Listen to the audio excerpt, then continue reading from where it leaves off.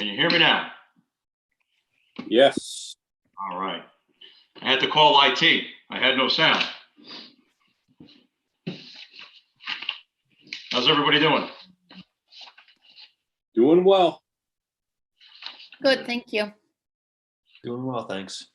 Good to see everyone. Ed Kalpagian notified me just recently. He has a conflict that he can't get out of, so he will not be joining us tonight. Okay. Was there anyone else that responded that they were unable to attend? No, I didn't hear from anyone else. So let me mark him off.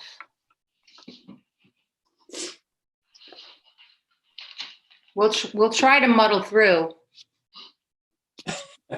See how we do. I think we'll be okay.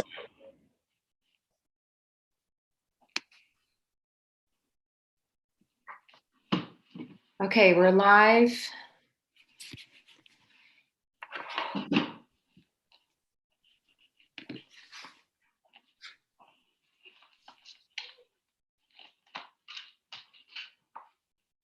All right, who are we waiting on? Brian? I think we got Brian. Oh, Huber? Brian Hubert. Yeah. Is Pete Tenkate going to join us? Excuse me? Pete Tenkate. Pete Tenkate is going to be late. He's probably going to miss the work session. So Mark is going to give us the technical review of Pete's report. And Pete's going to jump on as quickly as he can, hopefully by the public business meeting, but he will be here. I believe everyone else. Oh, there's Brian Hubert. So I think we're good to go, Mr. Chairman. Okay. Got your reading materials? I do. I see we've cut back. No more envelopes even at. Well, Right? thanks to our friends at Electrify America, I couldn't fit the meeting materials into any of my envelopes, so you got rubber bands. So I much like to the go. rubber band. Yeah, I'm saving trees. Yep. Okay. Let's get started. The March 18th, 2021 work session of the Wyckoff Board of Adjustment is now in session. In accordance with the Open Public Meetings Act, notice of this meeting appears on our annual schedule of meetings. A copy of said annual schedule has been posted on the bulletin board in Memorial Town Hall. A copy has been filed with the Township Clerk, the Record, the Ridgewood News, and the North Jersey Herald and News. All newspapers with general circulation throughout the Township of Wyckoff. At least 48 hours prior to this meeting, the agenda thereof was similarly posted, filed, and mailed to said newspapers. Members of the public are welcome to be present at this meeting. However, in accordance with Section 7A of the Open Public Meetings Act, participation on the part of the public at this meeting will not be entertained.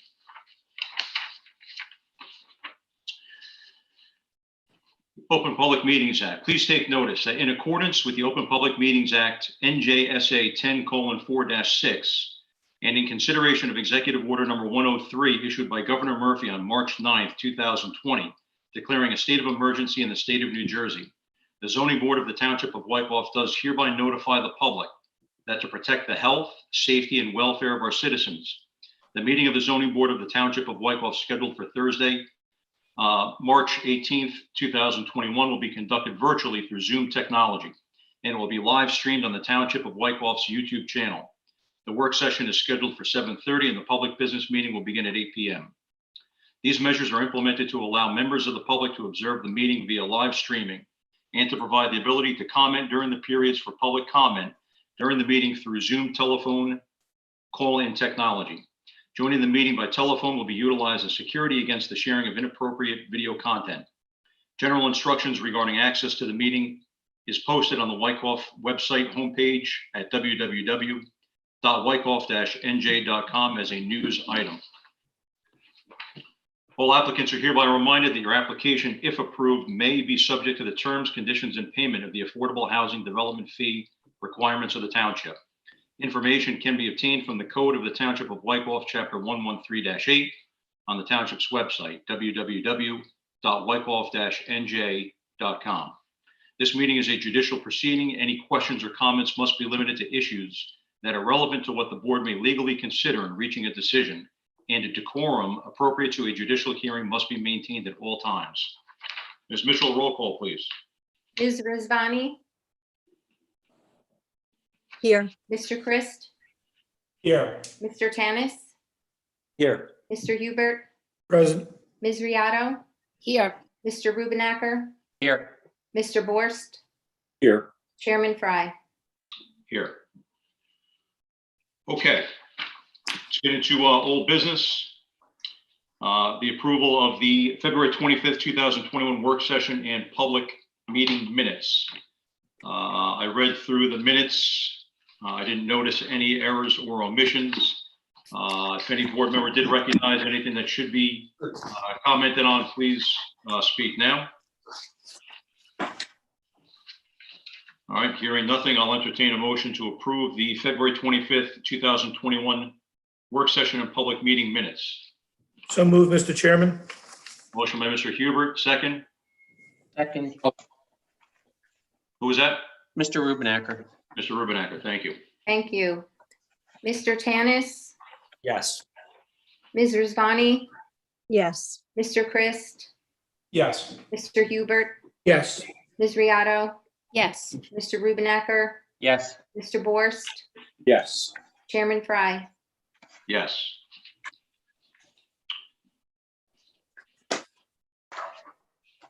Mr. Borst was not at the previous meeting.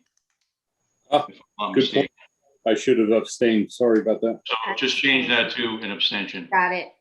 Okay. Same with the upcoming vote on the resolutions. Yes. Okay, resolution for payment 21-03. There was a change to that one. Hopefully everyone had a chance to receive that email and print it out. I'll go through them so we can just get them on record.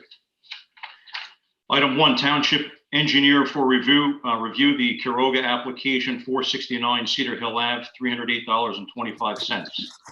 The Urban application 239 Cottage Road, $308.25. The Messina application 191 Hillside Ave, $137. Return of escrow. Hebert application 553 Fairmont Road, $554.01. The Janke application 460 Grandview Ave, $285.82. Item 3, professional services resolutions. Quiroga application 469 Cedar Hill Ave, $400. The Urban application 239 Cottage Road, $400. And the Messina application 191 Hillside Ave, $400. Board, any question on items 1, 2, or 3 on this resolution? Hearing none, I'll entertain a motion to approve resolution 21-03. I'll make a motion to approve. Thank you, Mr. Forrest. Second? I'll second it. Tanis. Second, Mr. Tanis. Tanis, thank you. Mr. Tanis, Yes. Mr. Hubert, Yes. Ms. Riato, Yes. Mr. Rubenacker, Yes. Mr. Christ, Yes. Ms. Rizvani, Yes. Mr. Borst, Yes. Chairman Fry. Yes. Okay. Resolutions to be memorialized. We had 3. The Quiroga application 469 Cedar Hill Ave, Block 349, Lot 70. The Urban application 239 Cottage Place, Block 461, Lot 13. And the Messina application 191 Hillside Ave, Block 354, Lot 15. So the only comment I have is on the Cottage Place application. They sent some revised documents. We had requested a revised landscape plan, which I did see come in. Hopefully everyone had an opportunity to see the changes that we had identified. It looked like they had made the changes. They revised the landscape plan. They did show some tree plantings to be done as well that the board had requested. So I didn't see anything unless Mr. DeGenero maybe has any comments. He was present previously. I didn't see any issues with what was sent out. Board members, any comments on what was sent out? Or Mr. The other thing I'd point out is that driveway flare was removed. If you recall, there was a lot of discussion about that. So that flare was removed and it didn't cross the projected property line into the right of way. Right, very good. Thank you for noting that. Okay, Oh, sorry, just one thing, sorry, Mr. Fry. Mark, did you have a chance to look at the plans at all? Did we make you proud in your absence last month? You know, honestly, I didn't even look at it. I figured I wasn't able to comment on it, so I didn't even, I apologize. Okay, no, I think the big thing was the, what was it, Brian? It was 4 or 5 shade trees or. Yeah, I think 4 there was trees where they're going to put the driveway in. Yep, yeah. Okay, and I think they put 3 in the front, 1 in the back, or 1 on the side, something like that? Yep. Okay, all right, just wanted to make sure other people looked at it. yeah, 3.5 inch caliber. Does that sound right? Somewhere in that range? Believe so. So they weren't super large, but it looks like they accomplished what we wanted them to accomplish. Correct. Well, that's a good sized tree, so that's good. Okay. Okay, so I went through the resolutions. Again, these, some of them I think were emailed out, so hopefully everyone had a chance to print them out. I did print them out and review them. They do note that Mr. Borst was not present. They seem to be accurate. I didn't notice anything glaring that was an error or should be revised. But I'll open up, board, if anyone has any comments, please, by all means, comment now. And no comment, thank you, Mr. Chairman. No comments, very good. Okay, then I will entertain a motion to approve the 3 resolutions. So moved, Mr. Chairman. Motion by Mr. Hubert, second. I'll second it, Mr. Chairman. Okay, second by Mr. Tanis, thank you. Thank you.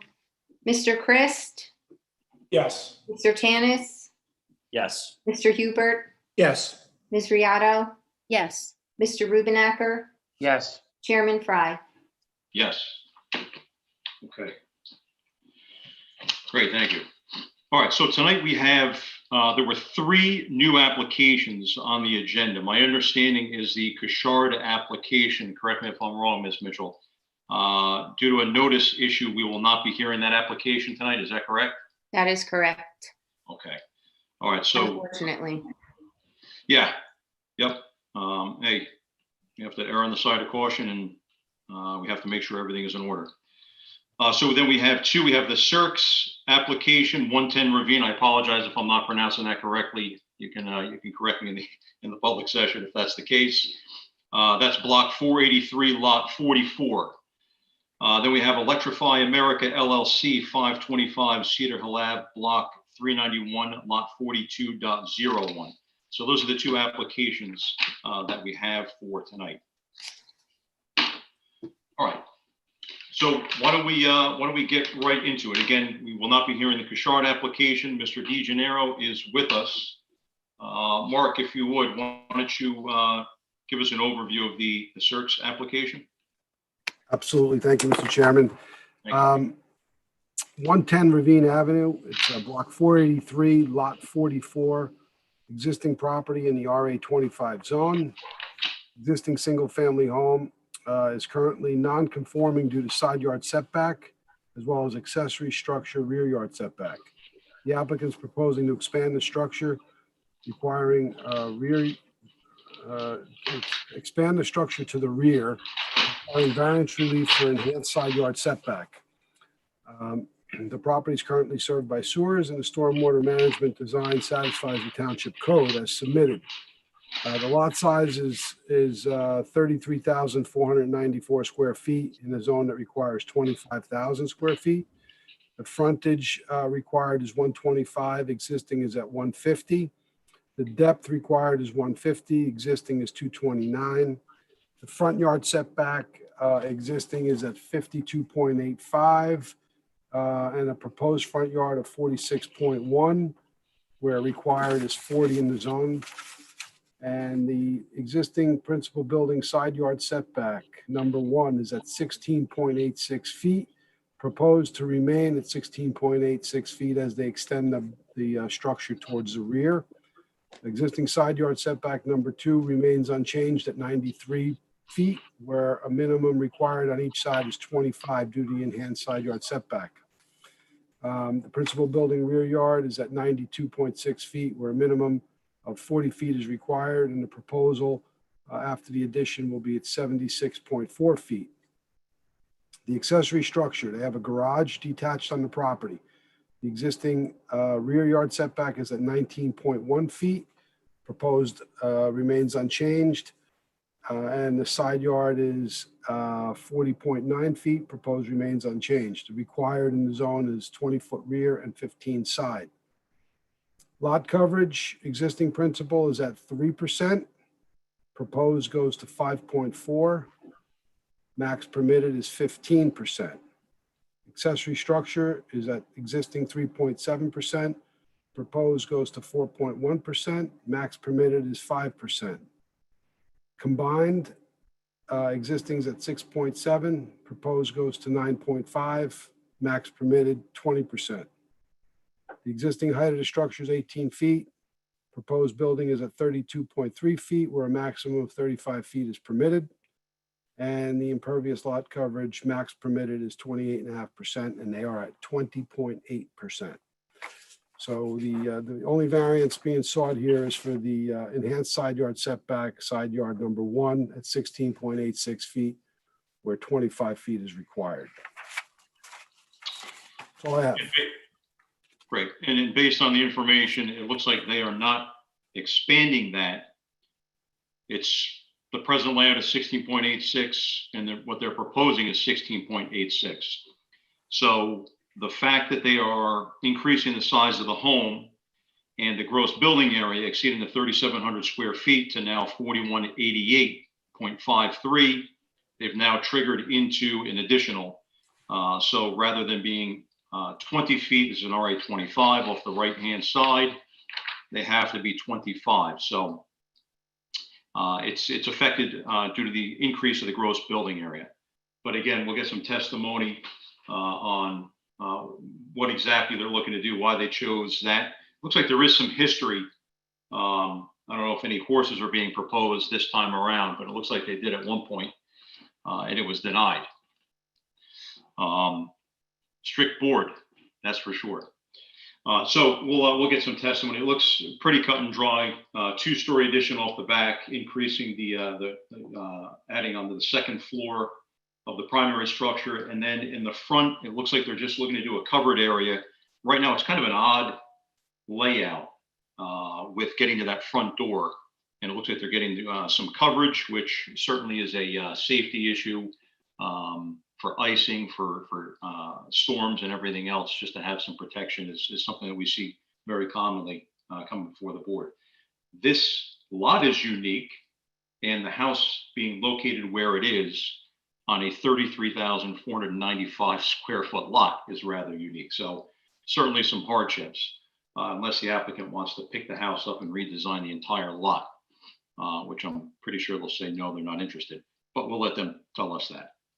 Board, any questions or comments? No, just wanted to say that on that side, that's where the 16 is in the front and the 18 is in the back, where they want to expand and go up. There was really no impact to the neighbor. If you're looking at it from Ravine Ave, there's really no impact to the neighbor on the right. It seemed like that neighbor's house was pretty far off the property line, and I don't think there would be any impact per se from a neighborhood or neighbor perspective. Right. Thank you. Board, any other comments? Okay. All right, we'll get testimony in the public session.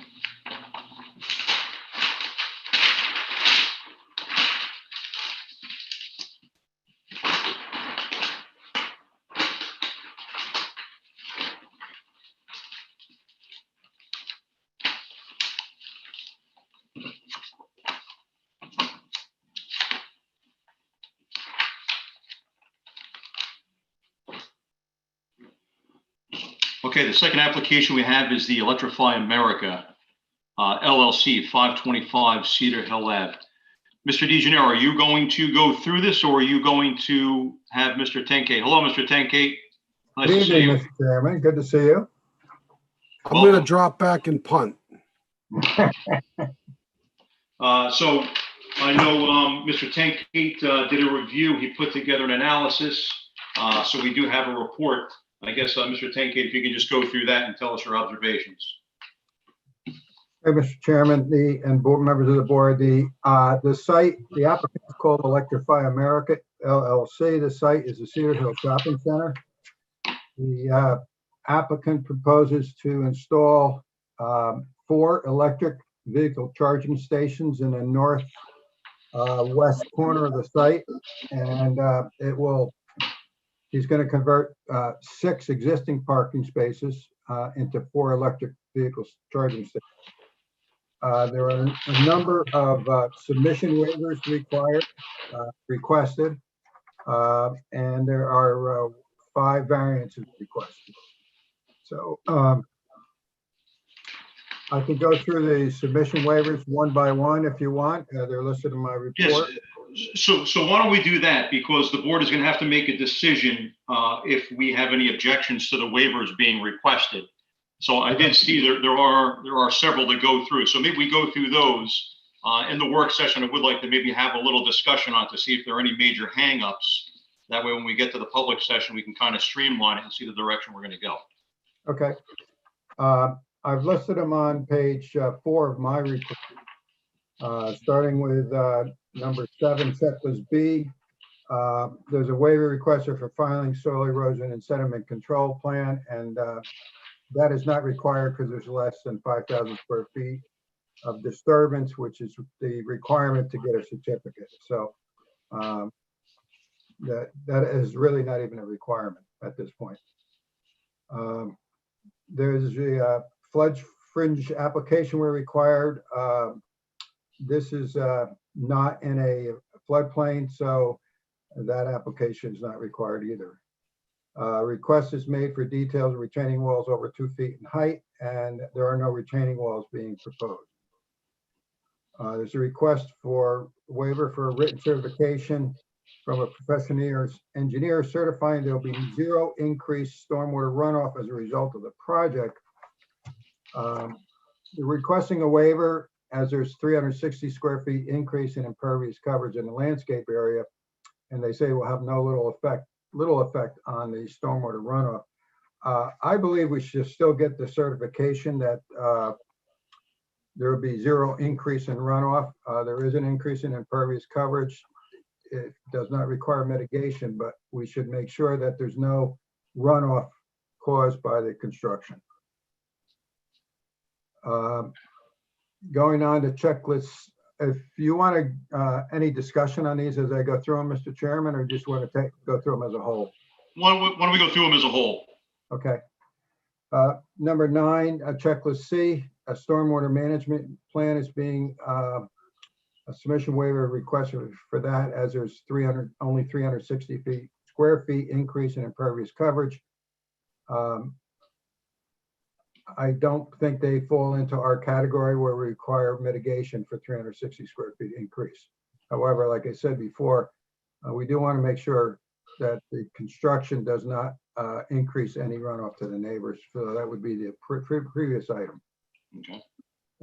Then it goes on to soil erosion and sediment control plan, which we already discussed because it's in both checklists. Soil removing application where applicable. There'll be minor, if any, no soil removed from the site. Traffic study where required. There's really no impact to traffic flow, just we do need a variance for parking though. Environmental impact study where required. The disturbance is in the existing parking spaces and one in landscaped area, so there's very little environmental impact there. Traffic signage and safety. There's no change in traffic patterns. Design review of buildings, there's no buildings. Compliance with ADA code. This does not affect any of the existing ADA spaces on the site. And they're requesting a waiver for developers agreement.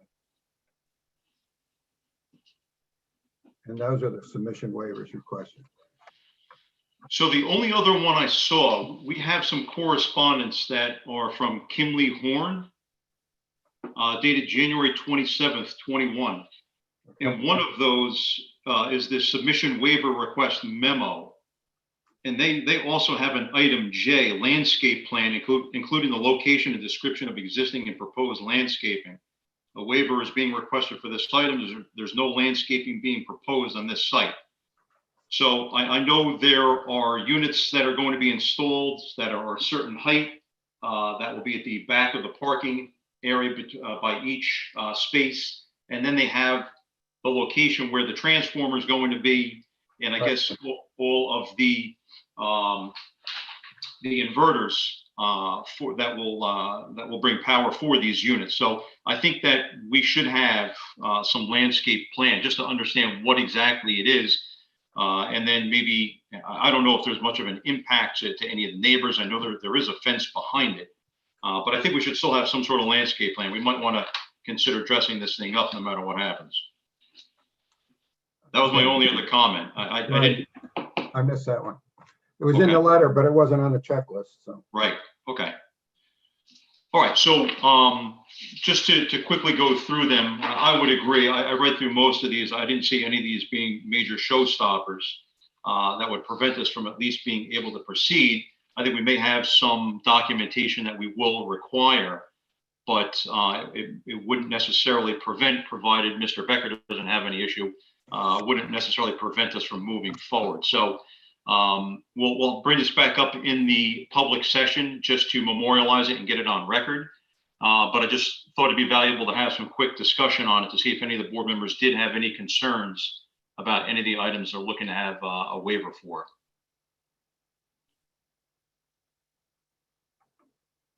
No concerns, Chairman. Mr. Chairman. Okay. Mr. Chairman, I just have one thought on the requirement of a developer's agreement. The thought of the units being placed and utilized, if approved, would be fine, but if in the event that these units become not usable, or they decide that it's not a viable site and they decide to inactivate or deactivate them, I would suggest that something be in place that we would require the improvements to be completely removed from the site, including the lighting and fencing. So I would think that there's probably a landlord agreement that's going to take place with the shopping center that might cover that. But I think we should probably protect the town and include that in a developer's agreement. So if in fact they are deactivated for whatever reason, lack of use or what have you, that they're required to be removed. That be handled in a resolution? My question would be, Mr. DeGennaro, would you feel more comfortable with the developer's agreement? I could address that in the resolution if it's approved as well. Whatever you think has more teeth. Well, they both do. I mean, I always think of a developer's agreement when it's a little more elaborate. I mean, if that's a requirement in the resolution, I think it can be addressed there. Okay. Those are the only items I think you're going to do a separate developer's agreement. I think we're just it's a little not overkill. I think you're right. We have to address it, but I think it can be adequately done in a resolution and end at that point there. Then go through a whole developer's agreement. Get That's that. fine as long as we have the ability. No, I to agree with enforce you. it. We need that in there. Absolutely. Good point. I agree. Typically, a developer's agreement can get dismissed after all improvements are done. The resolution would outlast the developer's agreement. Right. Good point. Thank you, Mark. And you said you're going to drop back and punt. Look at you, you're right back in the game. No, he never leaves. That's true. Okay. All right. So, what time is it now? Okay, 7:58. So, board, hopefully everyone's had an opportunity. So this is before us. This type of installation is not a permitted use. It's not defined either way, so by default, it is considered not permitted. Things may change, I'm sure, as time changes, technology changes. You're seeing far more electric vehicles on the road. The town is probably looking to consider adoption of certain things and changing the ordinance as they are. But as it stands right now, nothing has been adopted or changed. So this is not a permitted use, which is, that's the primary driver behind it. There are other considerations to this application as well, because there are certain setbacks that have to be met, and they are encroaching the way they have it proposed into those setbacks. So there's probably a lot of discussion. I see a bunch of people on the line. We'll probably have a lot of technical experts testifying. So I don't know if we really need to get too deep into the application right now, unless anybody has any questions you just want to discuss while we're still in the work session. No, all right, okay. I think it's probably best we'll wait till we roll right into the public session, and we can hear from the technical experts. Okay. Very good, thank you. Okay, so those are the two applications we're going to hear tonight. And unless anybody has anything else to discuss in the work session, I'll entertain a motion to close. So moved. Motion by Mr. Hubert, second. Aye. Who's second? I second. Rosa? Yes. Rosa, Thank okay, you. very good, great. All in favor? Aye. All right. Aye. So do we need to take a 5-minute recess? Nope. Nope. Okay. All right, let's roll right into it. Good. I'd like to congratulate Mr. Tenkate on a new addition to his home there with the crib in the house. Oh, you noticed that, huh? My grandkids allow me to share their room with them.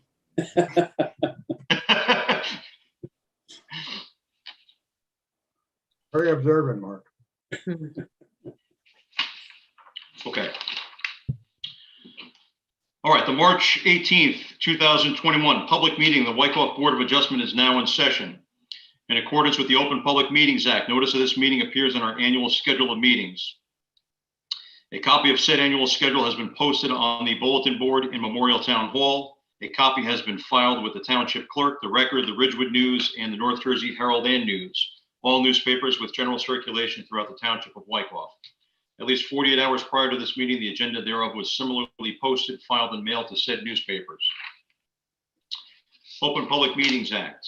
Please take notice that in accordance with the Open Public Meetings Act, NJSA 10:4-6, and in consideration of Executive Order Number 103 issued by Governor Murphy on March 9th, 2020, declaring a state of emergency in the state of New Jersey, the Zoning Board of the Township of Wyckoff does hereby notify the public that to protect the health, safety, and welfare of our citizens, the meeting of the Zoning Board of the Township of Wyckoff, scheduled for Thursday, March 18th, 2021, will be conducted virtually through Zoom technology, and it will be live streamed on the Township of Wyckoff's YouTube channel. The work session is scheduled for 7:30, and the public business meeting will begin at 8 p.m. These measures are implemented to allow members of the public to observe the meeting via live streaming and to provide the ability to comment during the periods for public comment during the meeting through Zoom telephone call-in technology. Joining the meeting by telephone will be utilized as security against the sharing of inappropriate video content. General instructions regarding access to the meeting is posted on the Wyckoff website homepage at www.wyckoff-nj.com as a news item. All applicants are hereby reminded that your application, if approved, may be subject to the terms, conditions, and payment of the Affordable Housing Development Fee requirements of the township. Information can be obtained from the Code of the Township of Wyckoff, Chapter 113-8 on the township's website, www.wyckoff-nj.com. This meeting is a judicial proceeding. Any questions or comments must be limited to issues that are relevant to what the board may legally consider in reaching a decision, and decorum appropriate to a judicial hearing must be maintained at all times. Ms. Mitchell, roll call, please. Ms. Grisvani? Here. Mr. Christ? Here. Mr. Tanis? Here. Mr. Hubert? Present. Ms. Riado, Here. Mr. Rubenacker, Here. Mr. Borst, Here. Chairman Fry. Here. Maureen, do you have a flag that you can post on the screen? Yes, I do, Mr. Chairman. Okay, if you would, everyone please rise for the flag salute. Mr. Rubenacker, if you would lead us, please. I pledge allegiance Oh, To the flag of to the United States of America and to the republic for which which it stands stands, one one nation, nation, under under God, God, indivisible, with liberty liberty and and justice. justice for all.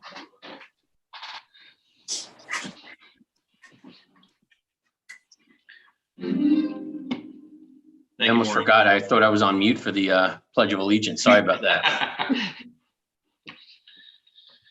You know, it's funny, everyone stands up and the camera's still pointed straight at it. Looking down, it looked like Mr. Forrest might have been the only one that actually had like picture of him standing up. Thank you, everyone. And good evening. Nice to see everyone. Hope everyone is doing well, feeling well, and being safe, and hopefully remaining optimistic about things turning a corner. Here we are reading the notice from Governor Murphy a year ago. So we're a year in with these meetings, which is absolutely amazing that we've been doing it. To I guess a certain amount of success, which has worked out pretty well. The commute home is fantastic afterwards, so that is definitely a benefit of it. And we haven't had too many challenges. Tonight we probably will have one of our bigger challenges with the number of drawings and how this will be presented, but we'll certainly get through it. So just as one quick reminder, if you would, it looks like everybody's doing a great job. Just keep everything muted while you're not talking. That way it keeps the background noise down. So Ms. Mitchell, just so we know, how many people do we have that have called in? Do we have that are not testifying? Do we have any? There are 4 people as attendees who have called in. They're not testifying. I'm not sure if they're looking to ask questions. 2 people registered but did not put their name, only their phone number. So Okay, we'll so find out. we have 4 attendees. Okay. We'll find out who they are. Okay. All right. So we'll get to the point where if anybody does have comments from the public, we will we'll open it up to them. So it's good that people are participating. All right. So we went through the normal order of business, cleaned up some old business, approval of the minutes from the February 25th meeting, the resolution for payment 21-03, and the resolutions from the previous meeting were memorialized. So tonight, just to repeat, we have only 2 applications that are going to be heard. The Cushard application, 324 Wyckoff Ave, Block 351, Lot 30, will not be heard. They had a notice issue, so we could not move forward. So that one will not be heard. We do have the circs application, 110 Ravine Ave, Block 483, Lot 44, and then the Electrify America LLC, 525 Cedar Hill Ave, Block 391, Lot 42.01. Both of those will be heard. Okay, so let's start off with the circs application, 110 Ravine Ave. I see we have a couple of circs, same name, so family members, I guess, will be testifying. Do we have? Okay, Mr. Becker. Okay, all right. So who is going to be providing testimony tonight on the application? Matt Circs. Is there a senior, junior? Is it? So I'm Matt Circs. That's my architect, Scott Bella. He's on mute. Oh, gotcha. Okay, you're both coming up the same. Okay, excellent. All right, so Mr. Becker, our board attorney will swear you guys in. I'm going to swear you both in, so if you can raise your right hand. You swear or affirm the testimony you give tonight will be the truth, the whole truth, and nothing but the truth, so help you God. Yes. Yeah. If you could state your name, spelling your last name for the record, and your professional, if he could just give his professional address. I'll start with Mr. Circs. Sure. It's Matt Circs, SERKES. Address is 110 Ravine Avenue. Thank you. Scott Bella, BELLA, the architect on the project, 65 Glen Avenue, Glen Rock, New Jersey. For the architect, if you could just give us your professional credentials quickly, maybe your education, your, any kind of board you've been before and so forth, so the board can certify. Yes. Graduate of Pratt Institute, licensed architect for over 28 years. I have a practice in Glen Rock, have been serving Bergen County for those 28 years, been in front of many boards in Bergen County. My license is in good standing today. And basically my company does about 98% residential work and very little commercial work. I have been in front of the board a couple times. I do remember that. Yeah, me too. Yeah, Mr. Bellick has the proper credentials. Thank you. Okay, so you've been authorized as an expert in architecture. Thank you. Thank you. Okay, floor is yours. Thank you. So in the work session, the project was, there was an overview of the project and basically encompassed everything very well. I would like to go through that again briefly and of course answer any questions that you have. We are looking to take a one-story one-story building and add to it. We're looking to do an addition out the back, a two-story addition, and then a partial add a level addition that would allow us to expand the dwelling and create 4 bedrooms on the second floor and keep basically the existing first floor and add a family room out the back. We are asking to do a small little foyer addition that would clean up the existing entranceway, which is sort of awkward now in that you have to walk around the building to get to it. We're bringing out a front porch that would add to the character and curb appeal of the existing dwelling. In general, if you look at the building site, the frame garage and existing driveway sort of cuts the property in half. And unfortunately, the existing dwelling is to the right side of that, which is the shorter side of that, which is really the hardship that we're dealing with. In that, the existing dwelling is non-conforming, as it was explained in the work session. We are currently at 16.86 feet from the property line, and the requirement is 25 foot for the setback.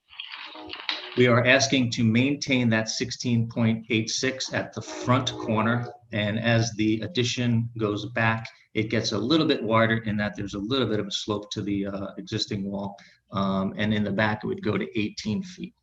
So we are asking for a side yard variance only. In terms of coverages, we are well under on coverages. In addition to the addition, we're asking to put air conditioning units on that side as well. We would look to buffer those air conditioning units with arborvitaes, 6-foot arborvitaes to the front and side, which would buffer them from the street as well as the neighbor to the right. Basically, the overall aesthetic of the building, we're looking to keep in context with the existing area and, residential roof lines, residential materials. So aesthetically, we're going to fit into the context of the area. And we don't believe that we're overbuilding in that we have a very large lot. We just need a little more space to accommodate a growing family. But we do unfortunately have to ask for the variance because of the existing nonconformity and where the current building is set. So basically that's it in a nutshell. One more thing, we are proposing a seepage pit design in the back, and I believe that there's an engineer's report that has been submitted to take care of the additional coverage, impervious coverage area that we are taking up to mitigate any runoff on properties to the neighbors basically. So that in a nutshell is the overall project. I'm happy to answer any question that the board or the public have at this time. So just to kind of recap, you're not going to encroach any further, and just to get it on record, the 16.86, is that going to be the closest point? Correct. In other words, is it an eave or is that to the structure? That's to the structure. So there will be a 1-foot overhang on that side of the building, okay, which I believe currently exists today, but I would have to confirm that. But that's to the structure. So 16.86 to the structure.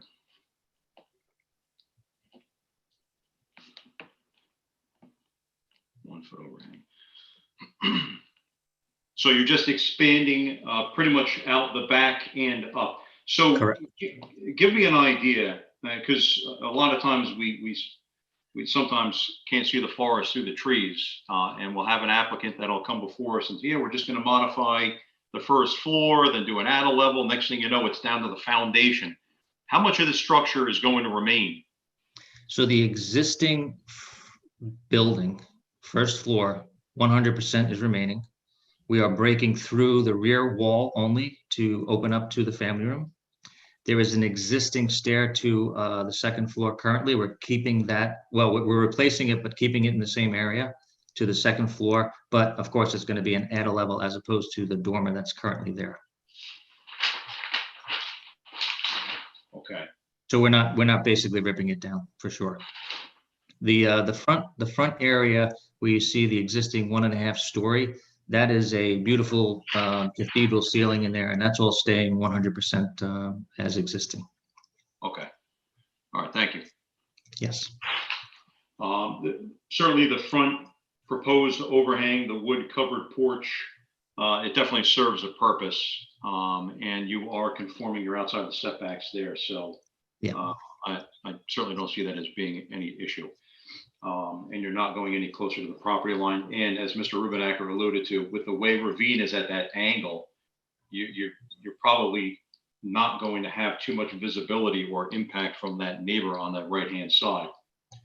So you're not tearing the house down. You have an irregular lot. You have a house that's shifted to the far right side, not centered of the lot, which is a hardship. You have a good sized lot, that's for sure. Yeah. Okay. And the garage is pre-existing off by less than a foot, 19.1 instead of 20, but no changes to that. Correct.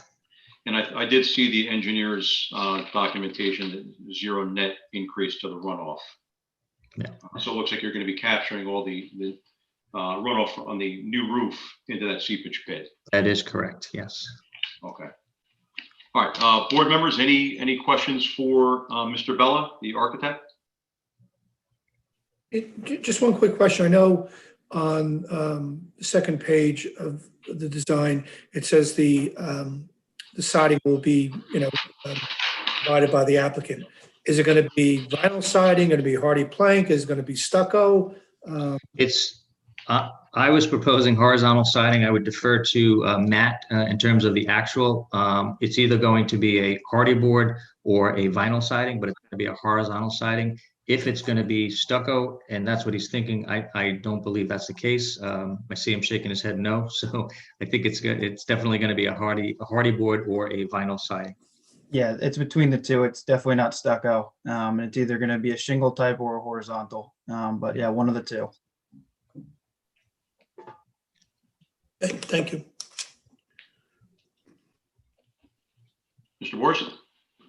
Yeah, the only thing I noticed, there was no landscape plan, so I'm just curious if we're going to leave the existing stuff in place. I saw on the plan the arborvitae on the side, so that's great. But I guess we just have to write into the resolution about replacing whatever gets damaged during the construction, if that happens, right? I only see, there is one note on A, drawing sheet A, dated 1/9/21. There is one tree, I guess, between the proposed wood deck and the seepage pit. Is that all the trees that will be removed? I know there aren't too many trees around that area that would come down, but is that it? Is it just one? That is my understanding. One, yes. It's just one, yes. Yes. Okay. All right, so to Mr. Bour's point, sometimes we see during construction, things get destroyed. We would just want on record and as part of the resolution that anything that was damaged will be replaced in kind during construction. And it sounds like we're okay. The arborvitae around the AC units is something that we typically would recommend anyway. So I think the board is probably okay with that. Any other questions or comments, board? Mr. Bella, Yes. on the sides of the house, what's the approximate height from I know the grade isn't even the whole way, but to the gutter line, we have 8 feet on each floor, correct? You have 8 feet on each floor, so, and with the structure, it's roughly 17 plus another foot, so figure 18 to the gutter line. Okay, and then what's the roof pitch? The roof pitch is, do I have it listed there? I don't, but I can visualize and say, I'm looking at my other screen here. Bear with me 1 second. It is an 8 on 12. Okay, so it's a relatively shallow pitch. You're not gonna see as much roof looking from the side profiles of the house, and you don't have too much side profile with only 17 feet there, correct? That's correct, yes. All right, thank you so much. Thank you. And the peak height is 32.3 feet, so you're below the 35 feet. That's correct, yeah. Okay. Board, any other questions or comments? Mr. Circs, the intent is for you to do the remodeling and live in the home? So during the remodel, we'll most likely have to get out of the house, but yes, the intent is to remodel the house and then live in the house afterwards, if that was the question. That was my question. Thank you. Yes. Okay. All right, board, anything else before I open it up to the public? Not for me. I'm good. Okay. All right, great. All right, so, sorry, comment? One more thing. Is there any thought on underground electric with this one? Because I know there's lots of trees on Ravine. It's kind of a tight, winding road. I don't know if it's possible. I don't know if the applicant has looked into it. I have not. We have not, yes. Yeah, I don't know what the board's opinion, but it might be, there's always trees going down on Ravine. There's lots of trees on the other side. So I don't know if it's something you guys consider, but it might be a good consideration if you guys have a telephone pole on your side. That's an excellent point. I would imagine you're upgrading the service in the house? We would most likely have to add to what's there, yes. Okay. All right. So the board always tries to encourage people, certainly over the last several years with the storms that we've had and the loss of power, if we can get as much as we can underground, it's certainly a benefit to everyone. So we typically gauge it. The utility sometimes will give you a hard time, and there's additional cost if the utility lines are on the opposite side of the street. But what we do is, if there is an opportunity and there is a pole on your side of the street where you could utilize that and go underground, we would strongly encourage it as a benefit for you, and also just it cleans everything up, and then hopefully if the tree does come down, it doesn't impact power. Thank you, Mr. Tanis.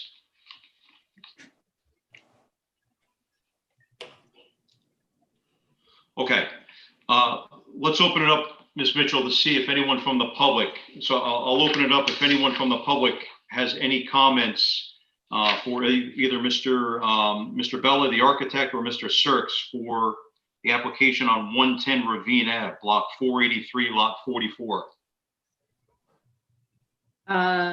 Anybody, any attendees want to raise your hand if you want to speak on this?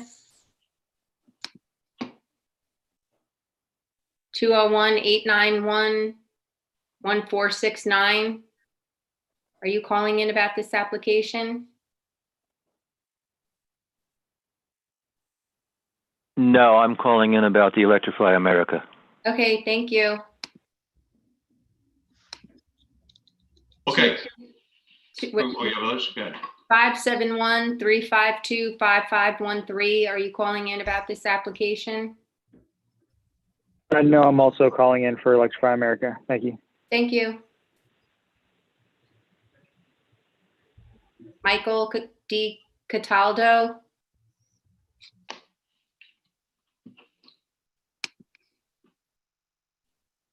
Are you calling in about this application, Michael? No, this is Michael. This is still about the Electrify America. Okay, thank you. And I know the last person is also on for Electrify America, so we're done, Mr. Chairman. Okay. All right, great. All right, then, seeing as there were no comments from the public, we can close the public comments. All right, board. Last opportunity. If we have any questions, this one is rather cut and dry, I think. But by all means, I'll open up one last time if anyone does have any comments or questions for either the architect or the homeowner. Okay. All right, Mr. DeGennaro, do you have any comments? No, I'm good. Thank you. Okay, great. Thank you. Okay, board. I will entertain a motion for the circs application 110 Ravine Ave, block 483, lot 44. I'll make a motion to approve 110 Ravine Avenue, block 483, lot 44, as proposed, with the stipulation of replacing any damaged landscape that might happen during the construction. Okay, and the siding type will be either hardy or vinyl horizontal, and no proposed stucco. Perfect. Great, thank you. Can I get a second? I'll Mr. second the Rubenacker, motion. I'll second. Actually, it looked like Ms. Riotto actually pulled the trigger quicker. Nice job. Job, Rosa. Should we also put in writing that we encourage putting the electric underground if Yes. possible? Yes, very good, thank you. Yeah, thank you. Sorry, I missed that. No problem. Encourage underground. Yep. Got it. Thank you, Okay. Rosa. Mr. Tanis, Yes. Mr. Hubert, Yes. Ms. Riotto, Yes. Mr. Christ, Yes. Mr. Rubenacker, Yes. Mr. Borst, Yes. Chairman Fry. Yes. Okay, congratulations. Thank you. Thank you all. Good luck. Take care. Good night. Thank Good you. luck Bye now. with everything. Thank you. Good luck with construction. Thank you. Okay.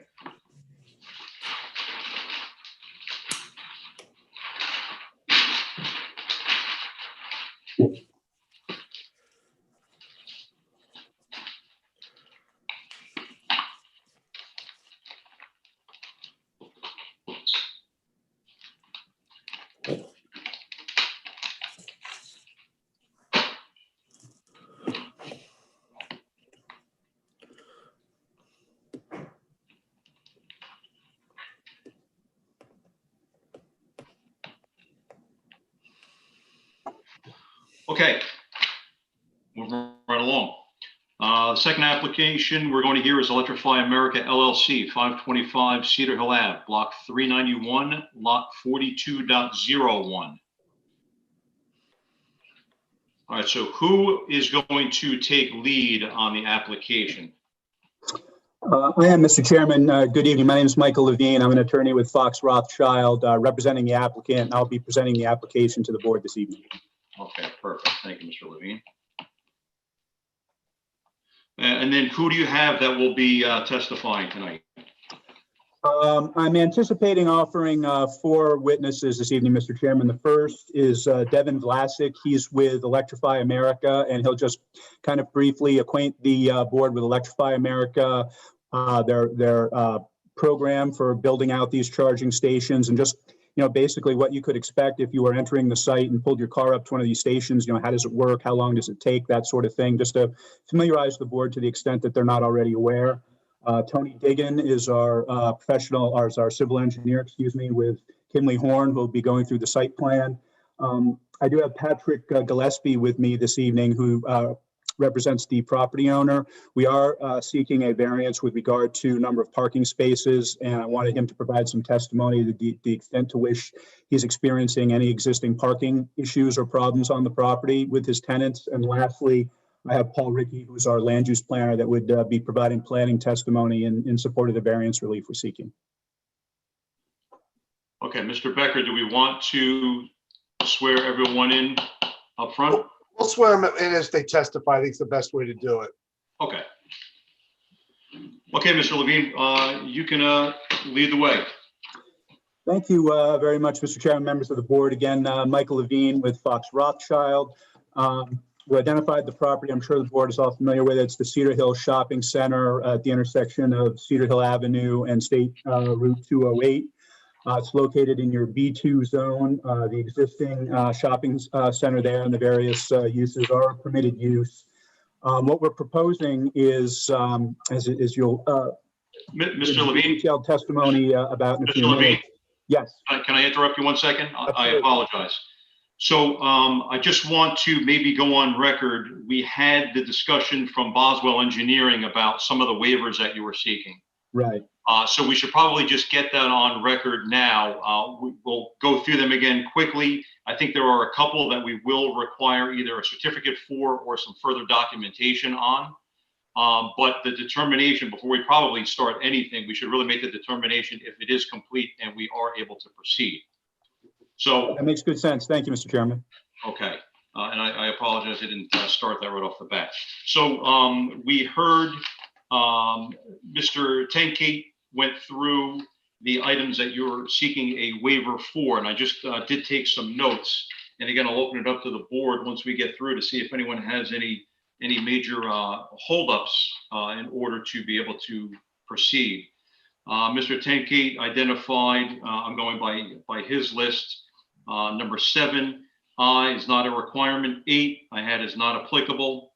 So for 8M, not applicable. O is where we did have one comment. We should still require a certificate, which we will, certification, which is for the flood fringe application, provide certification from PE certifying that there will be 0 increase. So we will want that document just to make sure that we do get it on record. The other one, then we move on to 9, the stormwater management plan, same as the previous. So just again it's small, waiver being requested for this item as it'll be 360 square feet increase of impervious coverage.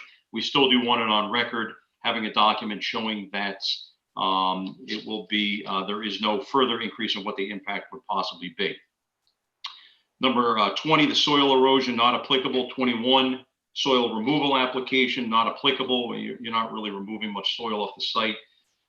22, the traffic study, I would agree, not applicable. 23, the environmental impact study, not applicable. 24, traffic signage and safety plans. I don't believe there are any other signs that are proposed. So that would be not applicable as well. And then design review where requested. And then moving on to the last couple that we did have. 30, compliance with ADA, not applicable. And then the developers agreement, Mr. DeGennaro brought up an excellent point. Should down the road these become obsolete, we don't want to be left with something that's either an eyesore, mothballed, whatever it happens to be as technology changes. And then we're just stuck with something that may not even function and could become an eyesore. In the resolution, we would require it to be written that if the equipment was deemed to be inactive, not used, and we can draft certain language on that, that it would then be, all the equipment would then be removed and not left. So when we, if we get to that point, then in the resolution, we would have that memorialized. Also, the landscaping, Mr. Chairman, you mentioned a landscaping plan. Yep. So the one that was on the Kimley Horn is the landscape plan. That's item J on page 1 of the Kimley Horn document dated January 27th, 2021. So we would require that. There is some fencing that's being proposed, and they have the units, the transformer, and the inverters. So that would be something that we would be looking for a landscape plan on. I don't see any of these as being showstoppers why we would not be able to proceed unless any of the board members have a different opinion. By all means, please bring it up to everyone now. Or if, based on what I just mentioned, if the applicant sees that any of those that I mentioned are showstoppers, then by all means, bring that up to us as well. Mr. Chairman, I don't want to be in a position where we're promising the board something we can't deliver. So if I may, I just want to check in with Tony or PE just to confirm, Tony, that what there would require is if the board were to see fit to approve our application, there's a checklist requirement It says that the applicant's engineer should certify in writing that post-installation, post-construction, there'd be zero increase in stormwater runoff from the site. Is that something we feel that we could provide if the application were approved? Yes.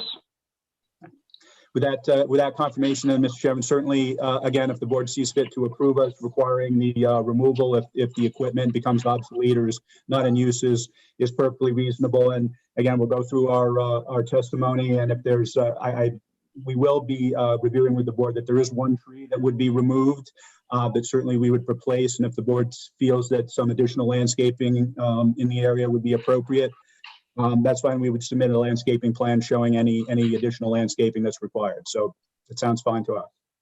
Okay. All right. So board, any questions or comments, concerns? Any reason why you feel that we would not be able to proceed? No comments, Mr. Chairman. Fine. Okay. All right. Very good. Okay. So I think we can go on record that we do feel that based on everything that's been presented and the items that we did specify, and the fact that you and your team do not have any issues with providing that, I think we can approve and move forward. Mr. Becker, do we have to memorialize that via a vote, or how would we approach that? I think it's best to do a vote on this, that you're approving the waivers, except for the two that were mentioned here. Obviously, you're not approving the application, but it also gives the applicant the assurance that they don't, those other waivers were granted going forward. So what I would say is just make a motion to approve the waivers that are requested, except for the two, the certification of zero increase runoff and a landscape plan. Okay, well said. So, board, I would entertain a motion to grant approval for the waivers with the two exceptions that we will require information on the landscape plan and the soil. Zero increase runoff. Zero increase runoff. Thank you. Anyone care to make a motion? So move, Mr. Chairman. All right, Mr. Hubert, thank you. Can I get a second? I'll second this, Mr. Rubenacker. Okay, thank you, Mr. Rubenacker. Ms. Mitchell?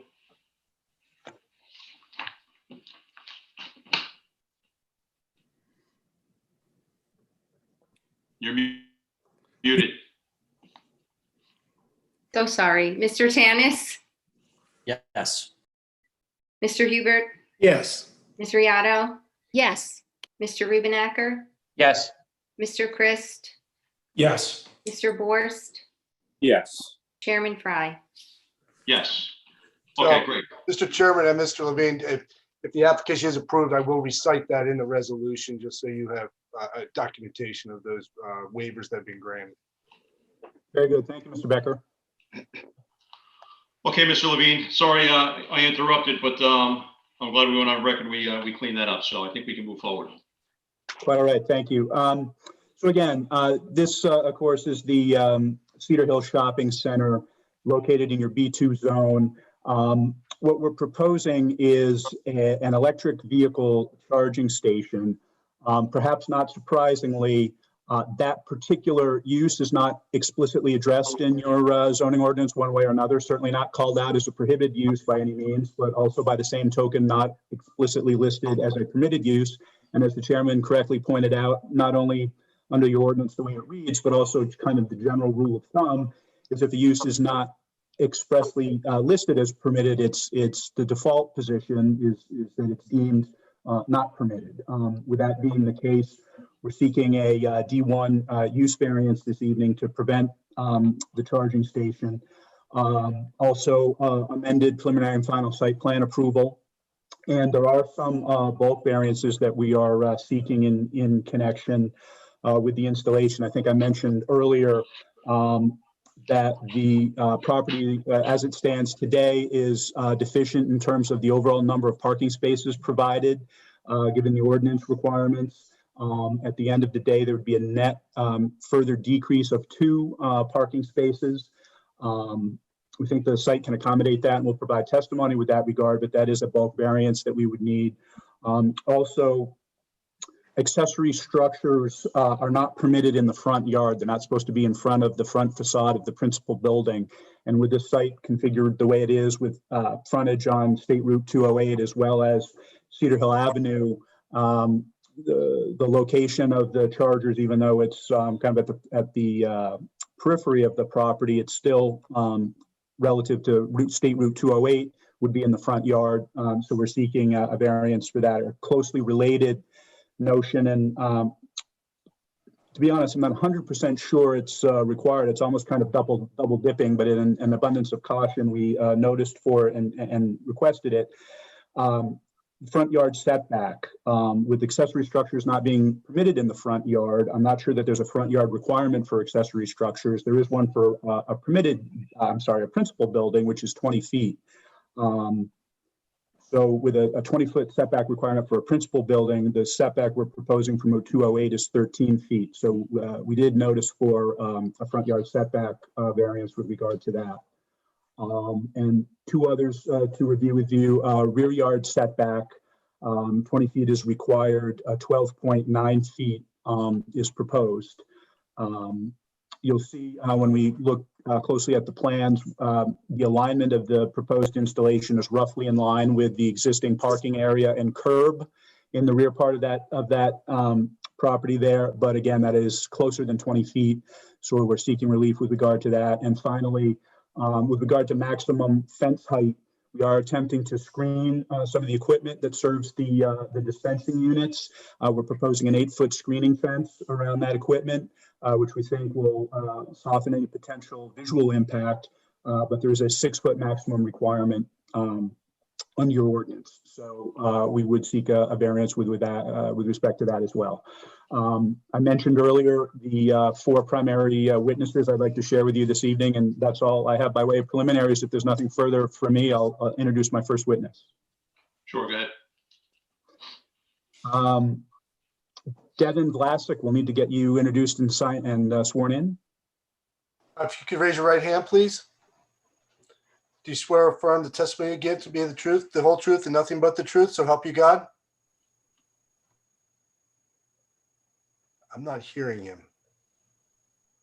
I'm on either. I don't think he's on, honestly. I just see his name, but I don't. He's not. If he's not on, Mr. Chairman, the handful of things that I wanted him to cover, I'm quite sure that our civil engineer, who's done a lot of these projects and installations for Electrify America, could cover that, as well as our planner. So if he's either not there or having trouble connecting, my next witness would be Tony, who's the engineer, who can cover both the details of the plans as well as I would think any questions that the board might have with regard to operationally how these facilities work. Hang on one second. Who's somebody in the attendee list is raising their hand, and maybe that's him. No, that's Michael D. He's going to have to wait. Go ahead, Mr. Levine. I'm sorry. That's all right. So, Tony, if we can get you introduced and sworn in. Where's Tony? Okay. Tony, can you raise your right hand, please? There you are. I'm sorry. Do you swear or affirm the testimony you give tonight will be the truth, the whole truth, and nothing but the truth, so help you God? I do. If you could, again, state your name, spell your last name for the record, and give us your business address and your professional credentials, please. Sure. Name is Tony Diggan, D-I-G-G-A-N. Employed by Kimley Horn, 902 Carnegie Center Boulevard, Suite 140, Princeton, New Jersey, 08540. Been involved in land development and engineering for well over 20 years. I oversee land development services for Kimley Horn in New Jersey. I have a Bachelor of Science degree in environmental engineering from Wilkes University. I am a licensed professional engineer in New Jersey. My license is current and active and good standing. I've appeared before numerous county boards, redevelopment boards, municipalities throughout the state, such as Mawa, Peterborough, Newark, Bridgewater, Princeton, East Windsor, West Windsor, Carneys Point. Okay. His credentials are fine. Good. Chairman, I acknowledge that we're accepting you as an expert in engineering. Thank you. Thank you. Thank you very much. And I think Devin just sent in word that he is on the call. His call is muted. He's the 571 area code number. Okay.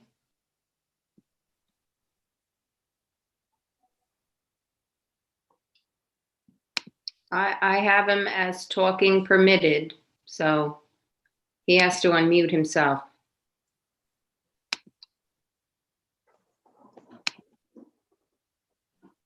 Ask to unmute. I gave him permission to speak. He has to unmute himself. That's Mr. Vlasin, is that what you said? Yes. Mr. Vlasin, if you're able to hear us, if you unmute, you're shown as muted right now, so we can't hear you if you're talking.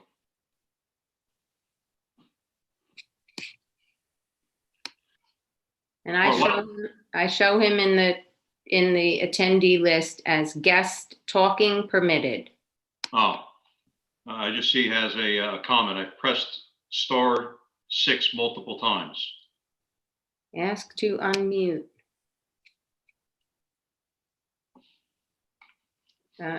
He may have to leave the meeting and call back in or join again. I don't know what he did, but I gave him permission to speak. Okay, why don't we move on to Mr. Diggin until we figure out what's going on with Mr. Black. Maybe before you start, are there any plans, Mr. Levine, Mr. Diggins, that you're going to be referring to that we should mark? Yes, sir. Share my screen here.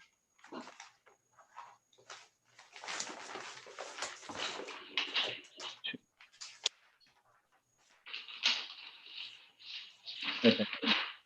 Can y'all see my screen? Yes. Yes.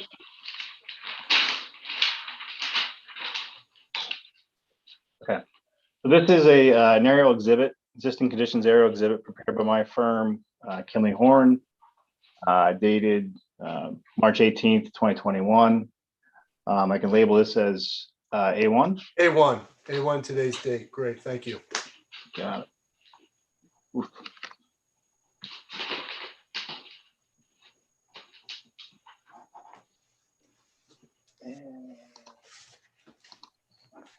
Okay, and the second exhibit I will have is basically existing conditions exhibit depicting well, it's a tree exhibit prepared by my firm, dated March 18th, 2021. I'll mark this in as A2. Yes.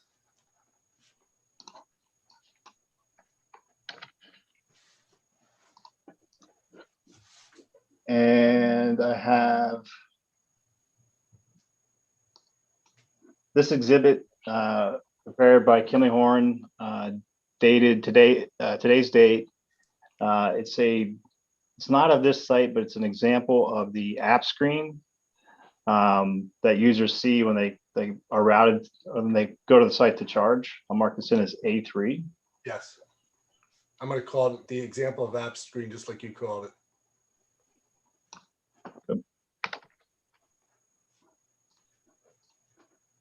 And then I have, I think finally, again, this is an example of the chargers. Not exactly the configuration we have, but there's also an example of the board-on-board fence, the Trex fence. There's no title on this. This is just a photo, but I can mark this in as A4. A4. We'll just call it examples of chargers and board-on-board fence.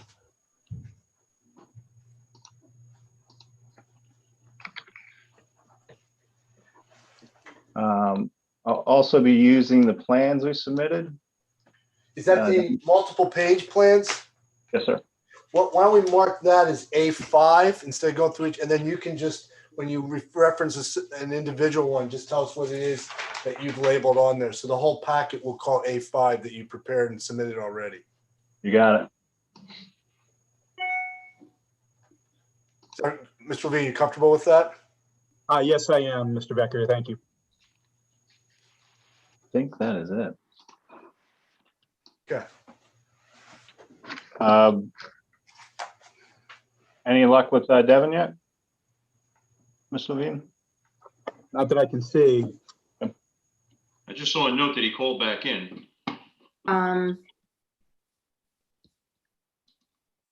He's the 571 number. That's right. Okay, let's see. Allow to talk. Ask to unmute. Unmute.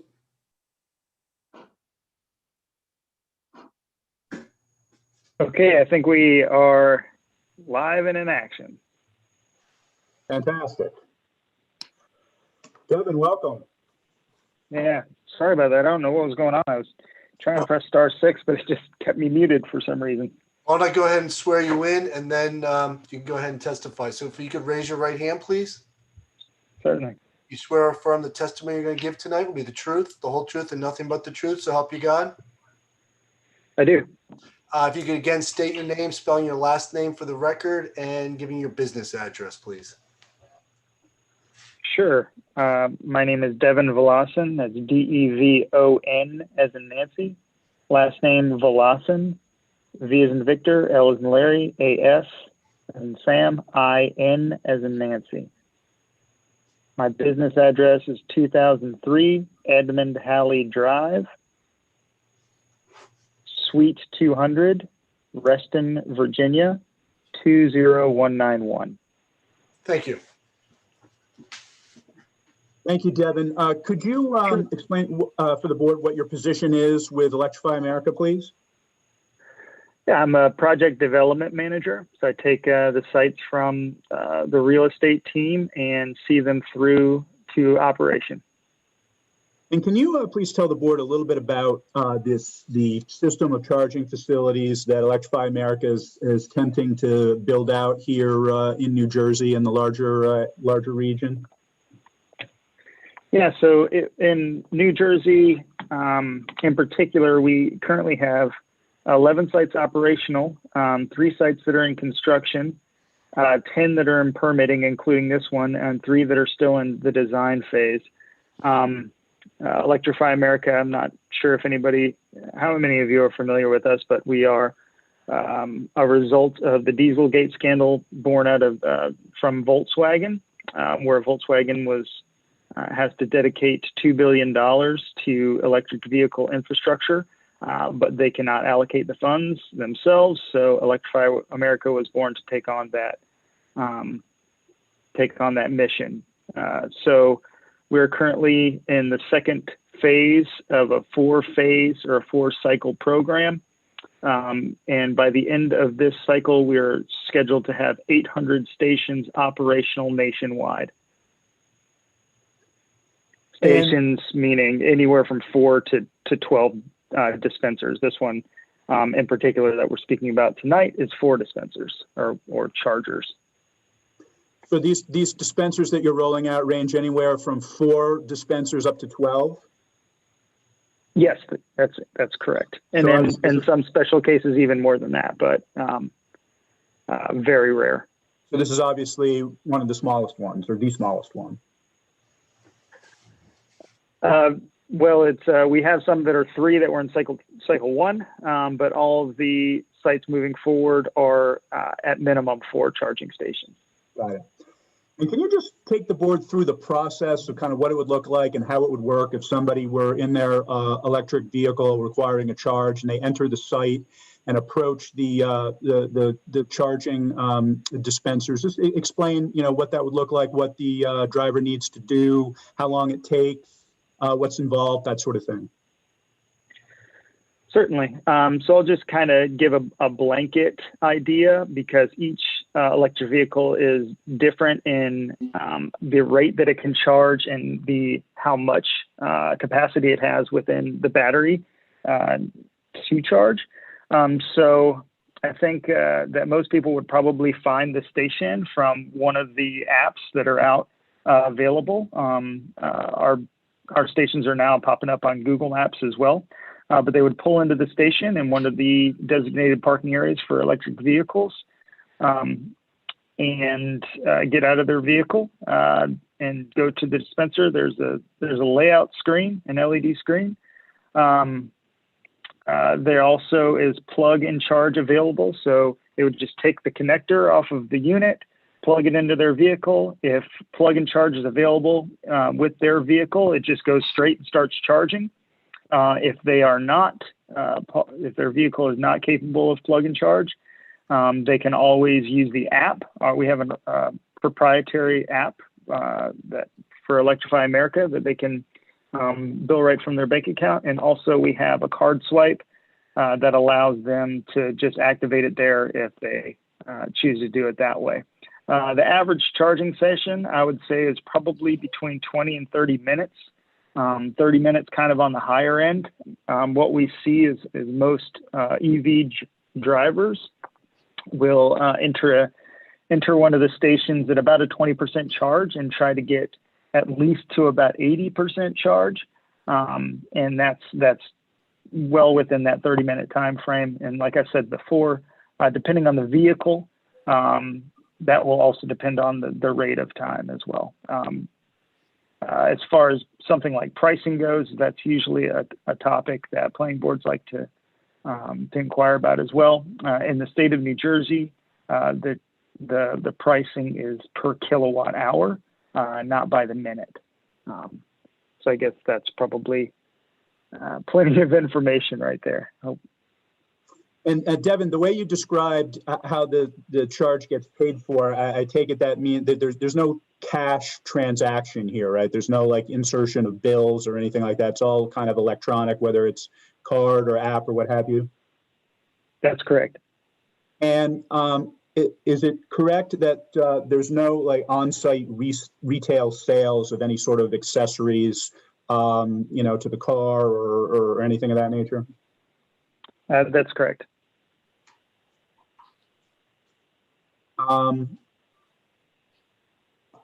I don't think I have any further questions. I just want to kind of to give the board a brief overview of who Electrify America is and what they're doing. I'd be pleased to make Devin available to any follow-up that the board members might have. Board, any questions for Mr. Valassen? None at this time for me. Okay, Mr. Chairman, just two quick questions. sure.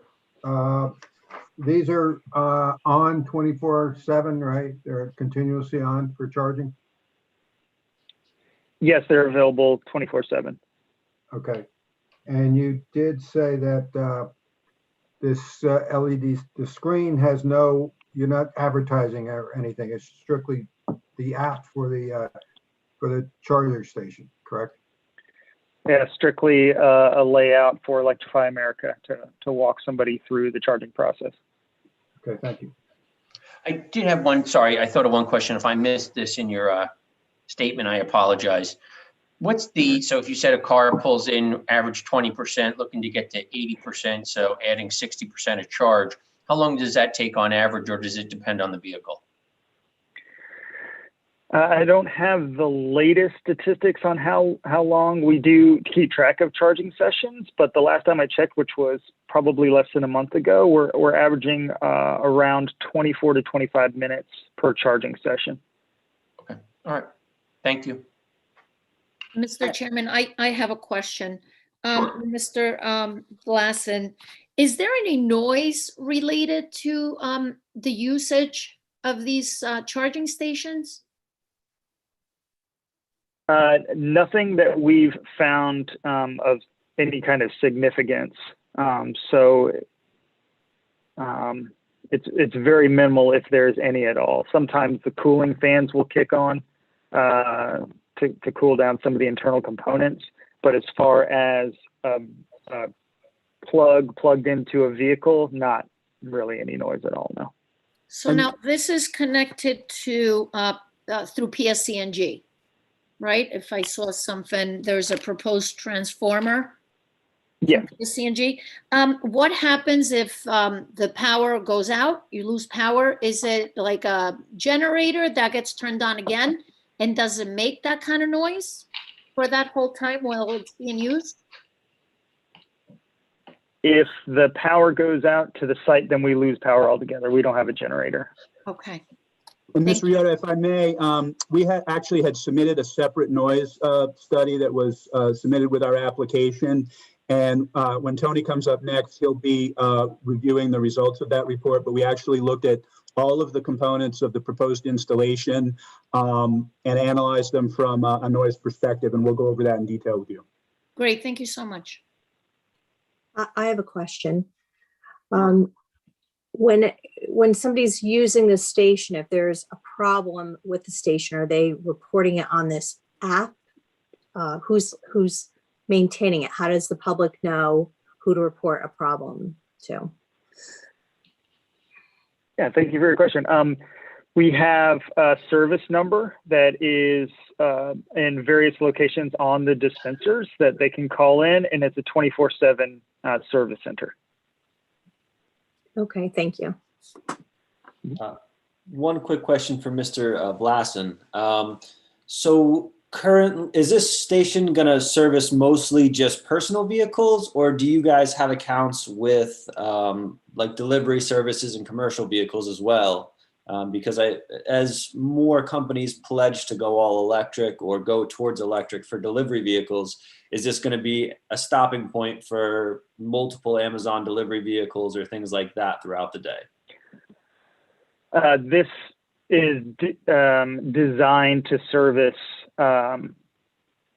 passenger vehicles with the way that it's set up. So I wouldn't anticipate any fleet vehicles charging there.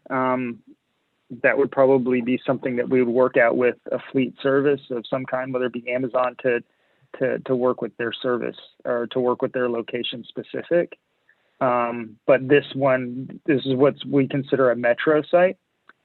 So we are, dedicating this primarily for majority use passenger vehicle. I don't anticipate any commercial vehicles being there at all. So currently you guys don't have any commercial contracts that would work through this site if it got developed? I'm sorry, Devin, you might want to reiterate that answer. We do not have a commercial contract to use this station, no. Okay, thank you. Yeah, I just noticed the closest charging station to 208 seemed a little bit bigger, so I wanted to make sure that it wasn't going to be constant commercial traffic going in there. But thanks for your answers. Absolutely. So I actually, I have a couple of questions. I thought it was actually going to be touched on similar. So from an Audible standpoint, no advertising, no commercials. Is there any audio to it when someone comes up and it's an interactive LCD or a touch screen? Is there any audible to it? Does it play music? Does it interact? Does it communicate to the user, or is it completely silent? Completely silent. Okay, thank you. My other question is on all of these charging units, is it a universal plug? Have they made it so that no matter what the vehicle is, no matter what the make is, they can all plug into one universal type plug on a charger? Great question. So right now there's 3 basic standards in the EV space, one of them being proprietary to Tesla, one of them being called a CHAdeMO, and one of them a CCS. With Tesla, you can buy an adapter to hook up to a CHAdeMO, and this site will offer both CCS and CHAdeMO. One of the EPA's requirements for us is to be brand neutral, so we have to be able to service any electric vehicle that would pull up to our station as far as plugging in and charging. Are the adapters stored within the unit? So if somebody pulls up, they would automatically have an adapter to fit? So the only one that would need an adapter is Tesla driver, and they would have to provide their own adapter. So there's no like storage accessory bin that people would be going in and out of to make sure No. they have the right part? Okay. So as far as delivery vehicles, there could be potential that it's a universal plug where they have an adapter. They could potentially, as these start to roll out, and you are expecting 800 stations nationwide, so that this is expanding quickly. What would prevent the delivery service, say the Amazon fleet vans, from coming in there? I haven't had to come up against anything like that before, so I wouldn't know what would prevent them other than the size of the station, the availability of the length of the cable going from the dispenser. Don't necessarily think that it would reach around to any of the fleet vehicles that are available right now.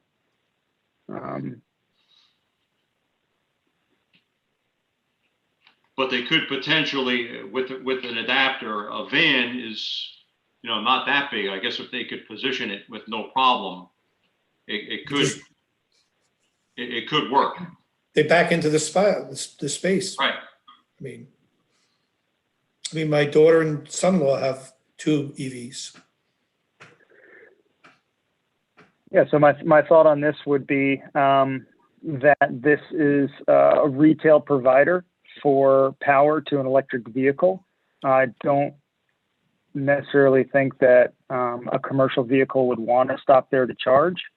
They would probably have something on site to provide charging for their fleet vehicles. General service area for fleet vehicles wouldn't require them probably to make a stop at a metro site,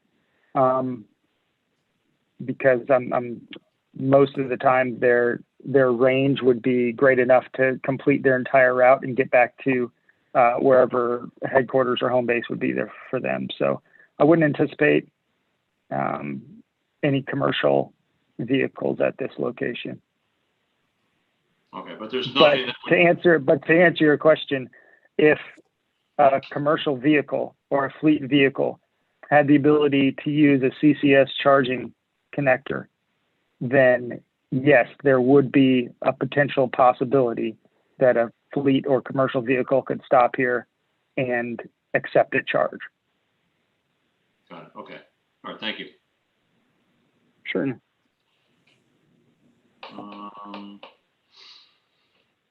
Okay. I think that's all I had for now.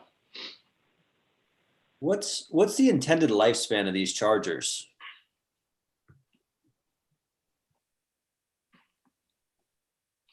Well, we're hoping that they'll last for 8 to 10 years before they need to be replaced or upgraded. Right now, we have the most cutting edge electric vehicle dispensing available on the market. We have both 150 kilowatt and 350 kilowatt.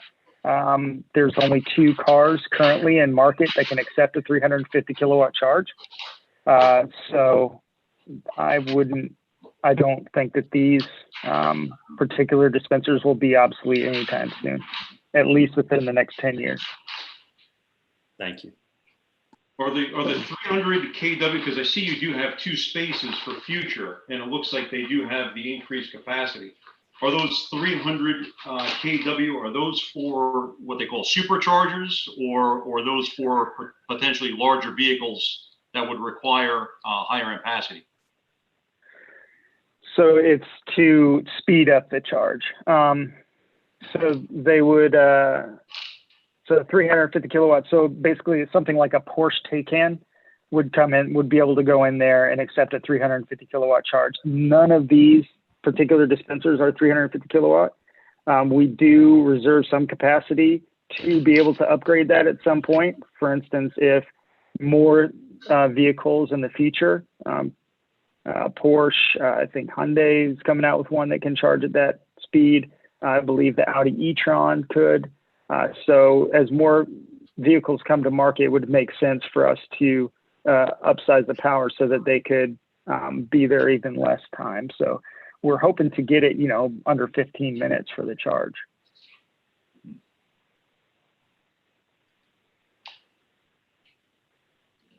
Okay. Board, any other questions for Mr. Valasan? Okay. All right, let's, Mr. Levine, if you want to move on. Yes, thank you very much, Devin. Tony, we're back to you.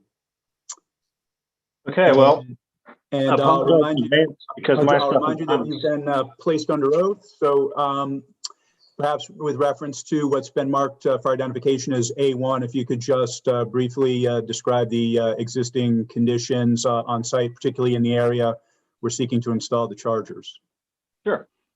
As I was starting to say, my stuff is not nearly as exciting as Devin's, but I'll muddle through. So this is Exhibit A1, basically existing conditions aerial, depicting the subject property and the proposed charging location. Again, this is Cedar Hill Shopping Center, located at 525 Cedar Hill Avenue, block 391, lot 4201. It's a 5.24 acre lot in B2 zone where EV charging is not a permitted accessory use.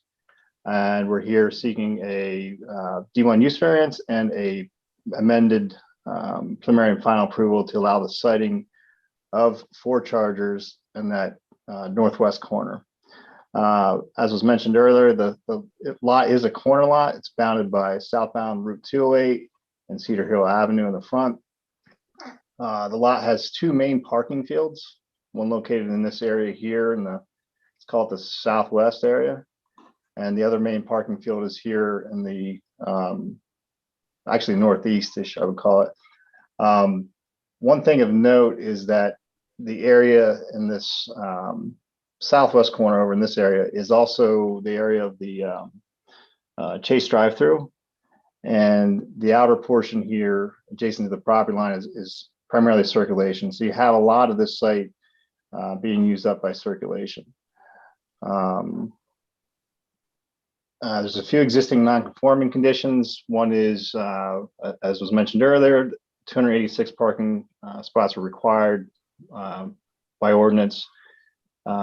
Previous approvals granted 232 spots.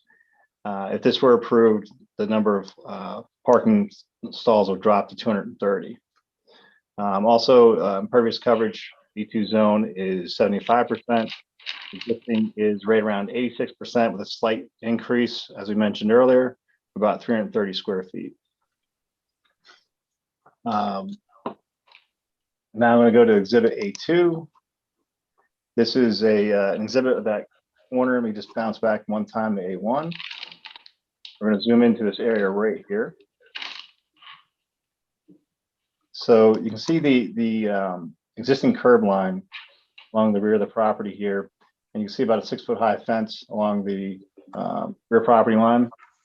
And the chargers are going to go in these areas here and here. And the charging equipment will be located in this landscaped area right here, pretty much in line with that existing curb line. There is one tree that will be removed. It's going to be kind of hard to see here.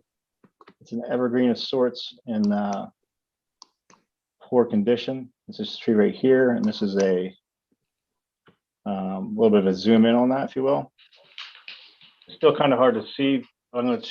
This is not something I marked in, but I certainly happen to do so later. This is the Google Earth Street View from southbound 208. This is the tree. And I can screenshot that and mark that in at A6, I believe, later. A6, correct. Yeah, will do.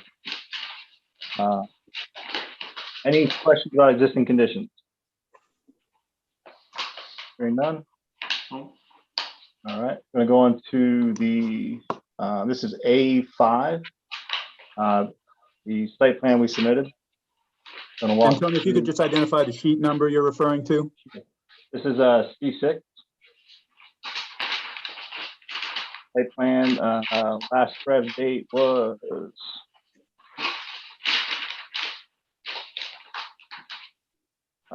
August 11th, 2020. Here you can see we're taking 6 spaces in this northwest corner of the property and converting those into 4 charging stations.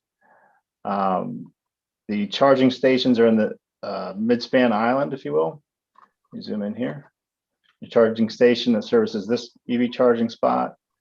One serves this one, and 2 more charging stations over here serving parking spaces on either side. At the head of the stall, we have no parking unless EV charging is going on. We have a new light fixture being proposed in this area. We'll go to the photometrics plan next. We can walk through that. There was a discrepancy in the detail. It was listed at 20 feet. The actual proposed mounting height is at 15 feet. This area here, there's a tree that I showed in the previous exhibit is removed to accommodate the transformer pad. This equipment pad here is housing your switches and your power cabinets. It has a 8-foot high Trex fence or Trex board-on-board fence, whereas only 6 foot's permitted. And I have a dimension plan here to show you the 2 setback variances right here. 13 foot to the transformer pad, where 20 foot's required in the front yard. And then again, we have a 12.9 where 20 foot's required in this rear yard to the equipment enclosure. And again, Tony, how does that compare to the existing setback relative to the curb and the parking?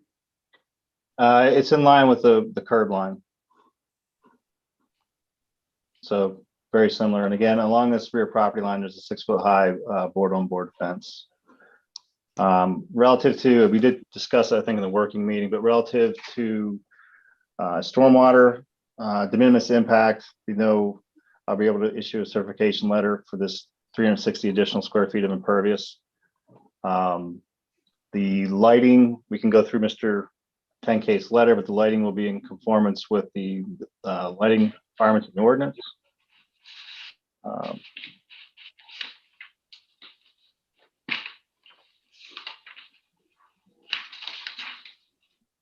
You said it will be, so Yes. you're going to change from a 5,000 K to 3,000? To 3,000 K, yes. We have full side cutoff shield. Cut-offs, yeah, okay. So it'll be less than 0.3 at the property line.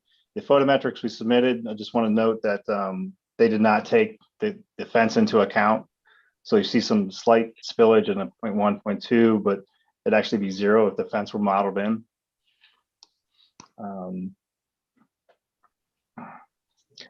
The chargers themselves. Let me go to exhibit. That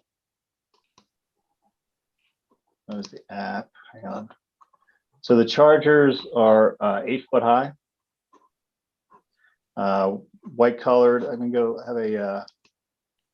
I unfortunately not mark this in. This will be A7.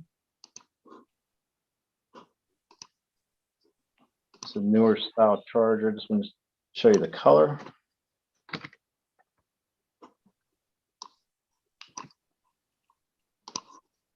You can see here they're white housing with a dark gray border. Again, 8 feet tall. And going back to my plan, touched on that.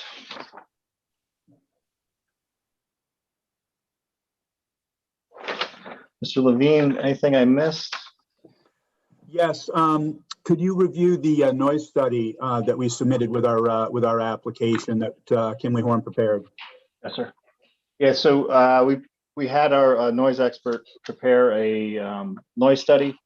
He looked at the couple things. He looked at the individual noise generated by the chargers, power cabinets, and the transformer. And then he looked at those same noise generators on a cumulative basis at the most critical point, if you will, at the property line. In general, that point was here at the property line. We modeled the cumulative effect of the 4 chargers, the transformer, and the power cabinet here. And the DP's noise guidance is you're allowed to be from 10 to 7 a.m., 10 p.m. to 7 a.m. You have to be below 50 decibels. And then during the daytime, you can be 65 decibels. Our noise study showed that we're actually at 49.3 decibels continuously with the aggregate combination of all 4 of those noise generators. Did you say 49.3, 49? 49, yeah, 49.3 decibels. And what was the allowable again in the overnight hours? 50 decibels from 10 p.m. to 7 a.m. 50. 50. Oh, so you're right there. 49.3. That's pretty darn close. Yes, but it was conservative in that the way it was measured. We were conservative to make sure we were under. Also, from a background noise standpoint, you have 208 rather southbound here. Typically highway traffic's in that 70 to 80 decibel range at 50 feet. But again, we took a conservative look at it and we're under. Tony, and just by way of a follow-up on expanding a little bit on what you characterized as conservative assumptions, was one of those conservative assumptions that all of the units would be operating simultaneously and at full power? Yeah, they'd be all operating simultaneously, full power, which means that all 4 chargers are in use, our cabinet's in use, and the transformer's in use, taken at a focal point, worst case focal point right here. And as a practical matter, is it no attenuation not for the generally? I'm sorry. As a practical matter, is it not generally the case that all 4 of those units are in use simultaneously? That's correct. Just they're not in use. Yes, that's correct. Simultaneously. Just for the record, the report you're referring to is the letter of December 17, 2020 to Mark DeGennaro? Yes. Okay, you want to mark that as A8?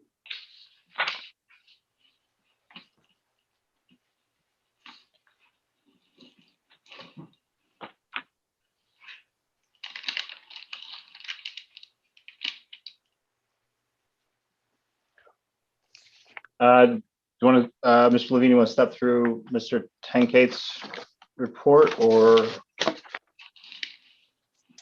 Yeah, why don't we do that if you have access to it? Yes, some of the things that we have touched on, but let's just go through because I believe there may be some that I know one picks up after he completed his review of the completeness waiver items.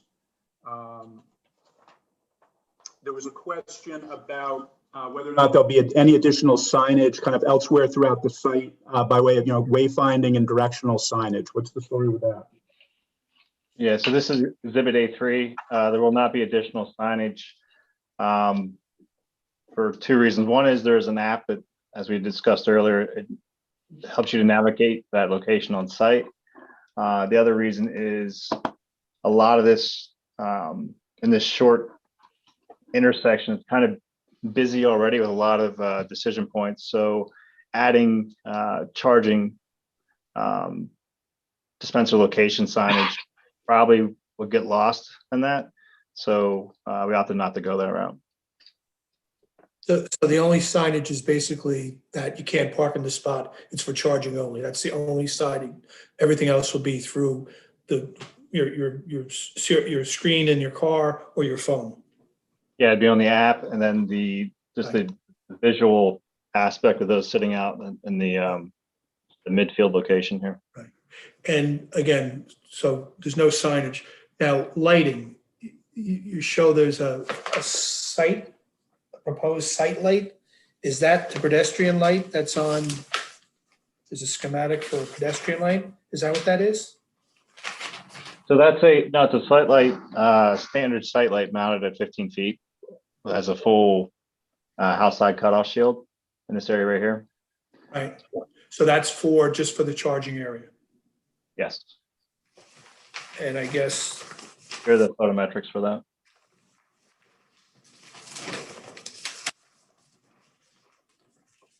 and Is that light something that turns on when somebody goes there in the evening at dusk, or is it on all night automatically? So from a default standpoint, it'd be on 24/7 in lockstep with the chargers.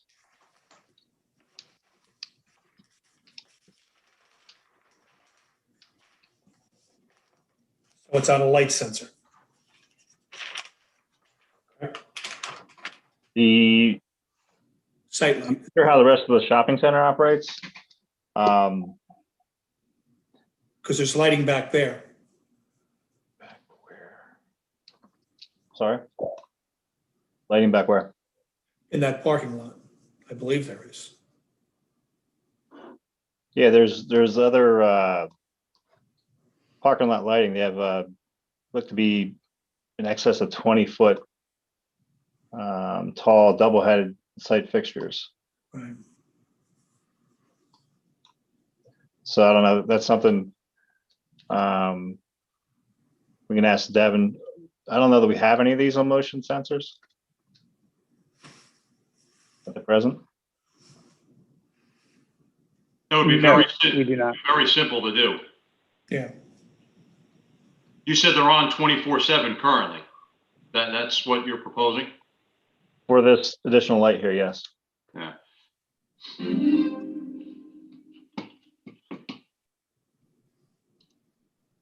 So there could be a motion sensor installed. Actually, why not do it via app? As the car would pull up, it would recognize it and it would turn the light on.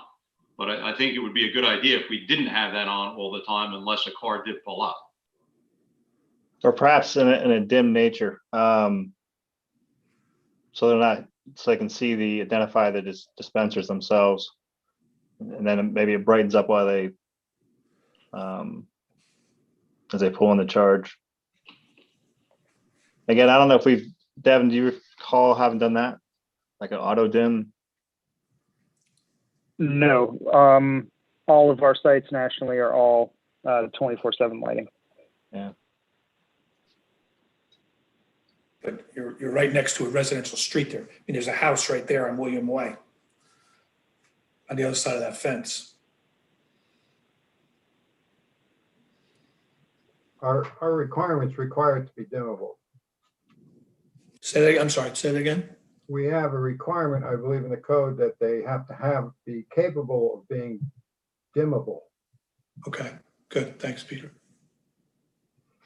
Just to clarify, when you say dimmable, then so it could be at a lower light level, just again to so people can see and find where it is as they approach. It could increase in intensity while they're there and then dim again as they leave. That would be in compliance, if assuming technologically that's doable. That would be a board decision if they want to go that route.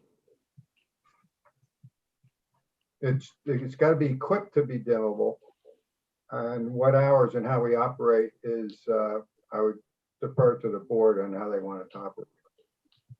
So the challenge, and again, it's a 24/7 place to recharge your car, or if it's like having a 24-hour gas station, a little bit different, but So we're starting to get more into the meat and potatoes of this, I think. So one thing I just wanted to get on record, you're proposing that these will be in operation 24/7. Is that correct? Correct. Okay.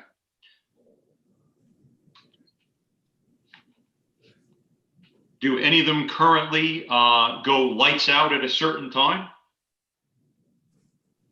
Not that I've had experience with.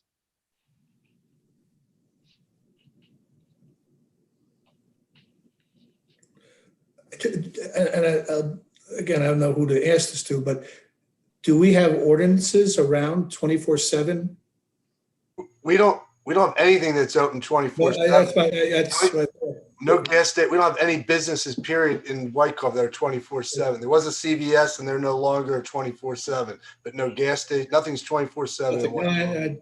I asked the question I think I had the answer to. Yeah. Thank you, Mr. Becker. I guess ask the question differently about the 24-hour operations. Are the units programmable, and do they have that functionality where they could be programmed to only operate during certain hours?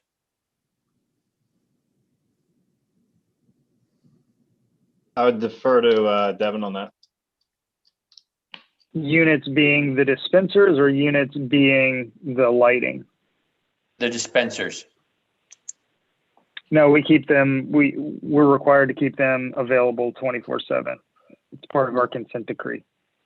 What does that mean, consent decree? Can you explain that?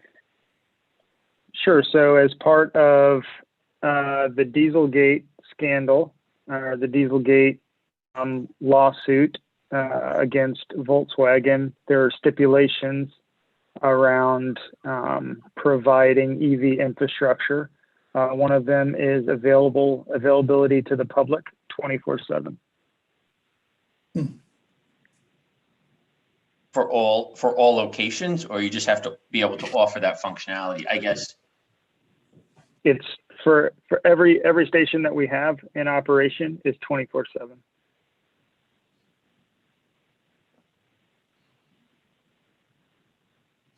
Let me just ask a question. And so you can't you're not permitted to install these unless they're 24/7? Yeah, from two standpoints, we're bound to the consent decree to offer public charging 24/7 at our stations, and also just from economic standpoint, it makes the most sense for us to offer that as well.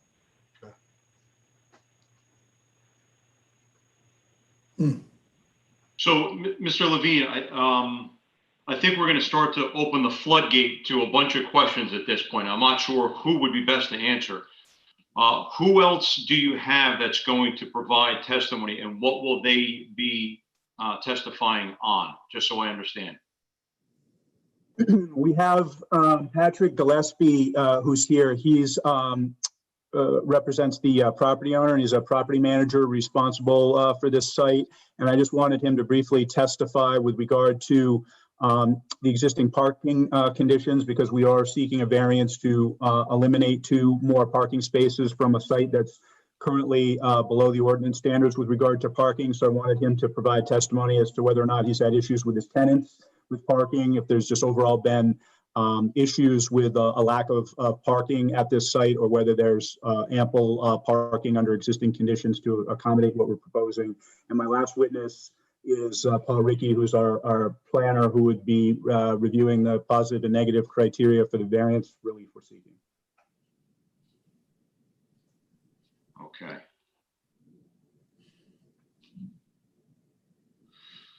Okay. All right. So board, we're starting to get into some more of the details to it. It sounds like we have all the people that'll be able to answer the questions. So what I'm hearing is because there is a consent decree on this due to the Volkswagen Dieselgate, they are obligated, all installations must be on 24/7. So I'll tell you, I'll get something out on the table just so we can talk about it and then see where to go. My concern, and for the record, I do believe these are going to be more and more common. I have no issue with EVs. I think it's about time we move on with technology. I do see the benefit to this. I do struggle with the benefit. When we look at this, we weigh, okay, well, does the benefit outweigh the detriment? So my concerns right off the bat, you are potentially bringing people off the highway into a shopping center that is not open 24/7, into a dark corner of a space where once they pull in, I understand there is a light. However, Nothing else is open 24/7. So there's no place for them to stop. And what's going to happen when somebody is on the highway in the middle of the night and they have to use the restroom? They're not going to a facility that's open 24/7. So the town doesn't have that currently. There's a Dunkin' Donuts, and I'm all for supporting the businesses that are in there. If they can benefit from it, it's a home run. I think that's advantageous, and that is certainly a benefit.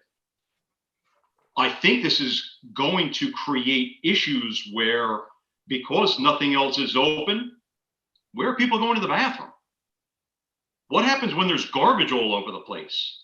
It's in a dark spot, in a dark corner, kind of tucked away. And I totally understand why they would choose that location.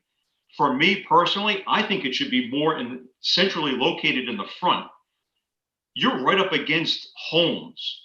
And the location of this, although it may seem like it's a great spot, you've got highway noise. I don't think you'll probably have a sound issue with these, certainly in comparison to some of the highway traffic that's there, although it is less at night. But it's a residential neighborhood right on the other side of that fence, and that setback is probably not compliant, is a house. And there's a whole residential neighborhood back there. And my fear is you're going to have people coming back there, and they could become targets for people that know somebody's going to go into a charging station. And I think that it could potentially, or has the potential to bring an element to it that may cause the police to have more surveillance and have a safety factor that they would have to consider. So it could be a burden on the police as well. And the last thing the board would want to do is look at something, yes, it's beneficial, but does the benefit outweigh the detriment? And if the detriment is people are going to be back there in the middle of the night and there's no bathroom and then there's garbage and somebody, we'll pick it up, we'll make sure it's clean. Everything is electronic. There's no attendant there to make sure everything is clean and it's kept properly and people are safe. So that is my biggest concern. And I think we're starting to get into that direction. And I was really hoping that perhaps a solution would be these could be de-energized at a certain point so that people wouldn't be encouraged to go there. We wouldn't have people coming in at all different times of the night because, again, there is no 24-hour business there that would really be able to not only support this, maybe benefit from it and make it so it's working. I've done plenty of research with Tesla and the other EVs that are out there. And if you look at the app, it's fantastic. The technology is amazing. And pretty soon, whether we like it or not, the cars are going to drive themselves there. In a place that's open 24 hours a day, it makes perfect sense. Go in, cup of coffee, restroom, nice clean facility, get something to eat, socialize, plenty of USB chargers around. It makes total sense. In this location, to me, it doesn't make sense. The only way it would is if they could be shut down at a certain point in time, and if they were not back in that corner right next to a residential neighborhood, which you're seeking another variance because you're inside the setback with major equipment. So you're bringing utility power. It's probably 13.2. I'm not sure what the utility is back behind there, but I see you have an underground medium voltage feeder that's going to feed that transformer, and it's a 1600 amp distribution board, which is tremendous. That could power the entire neighborhood behind it at 480 volts. It's significant. So the more I started to look at this, and I understand electricity. I've been in the business 31 years. I do understand it. And I see why you chose that location. However, to me, I'm going to rip the Band-Aid right off. I don't see the benefit outweighing the detriment. Now, we may have people in town that will love this. And I do see we have EVs in town. And again, I'm a fan. I just don't think people are going to say, hey, you know what? Let me go pay to plug my car in because I'm going to go to Walgreens to pick something up quickly. I don't think the township may benefit from it. I think people pulling off the highway at all times through the day and night, and commercial vehicles, whether we like it or not, this is going to expand. Workhorse, you have tons of companies that are making small commercial vehicles, and they may not have a choice but to pull into a place like this to charge back up. So now there could be a potential for commercial vehicles. And I just think it's going to potentially, or it has the potential to bring an element to it that would certainly make this more of a detriment than a benefit. Those are just my comments. I love the idea. Again, I am not opposed to the concept. And I do believe that it is inherently beneficial. I just think this location is not going to be a benefit. I think it will eventually become a detriment. Just my opinion. So I don't know if we're there at that point. And to be honest with you, I am a little discouraged that you don't have that option.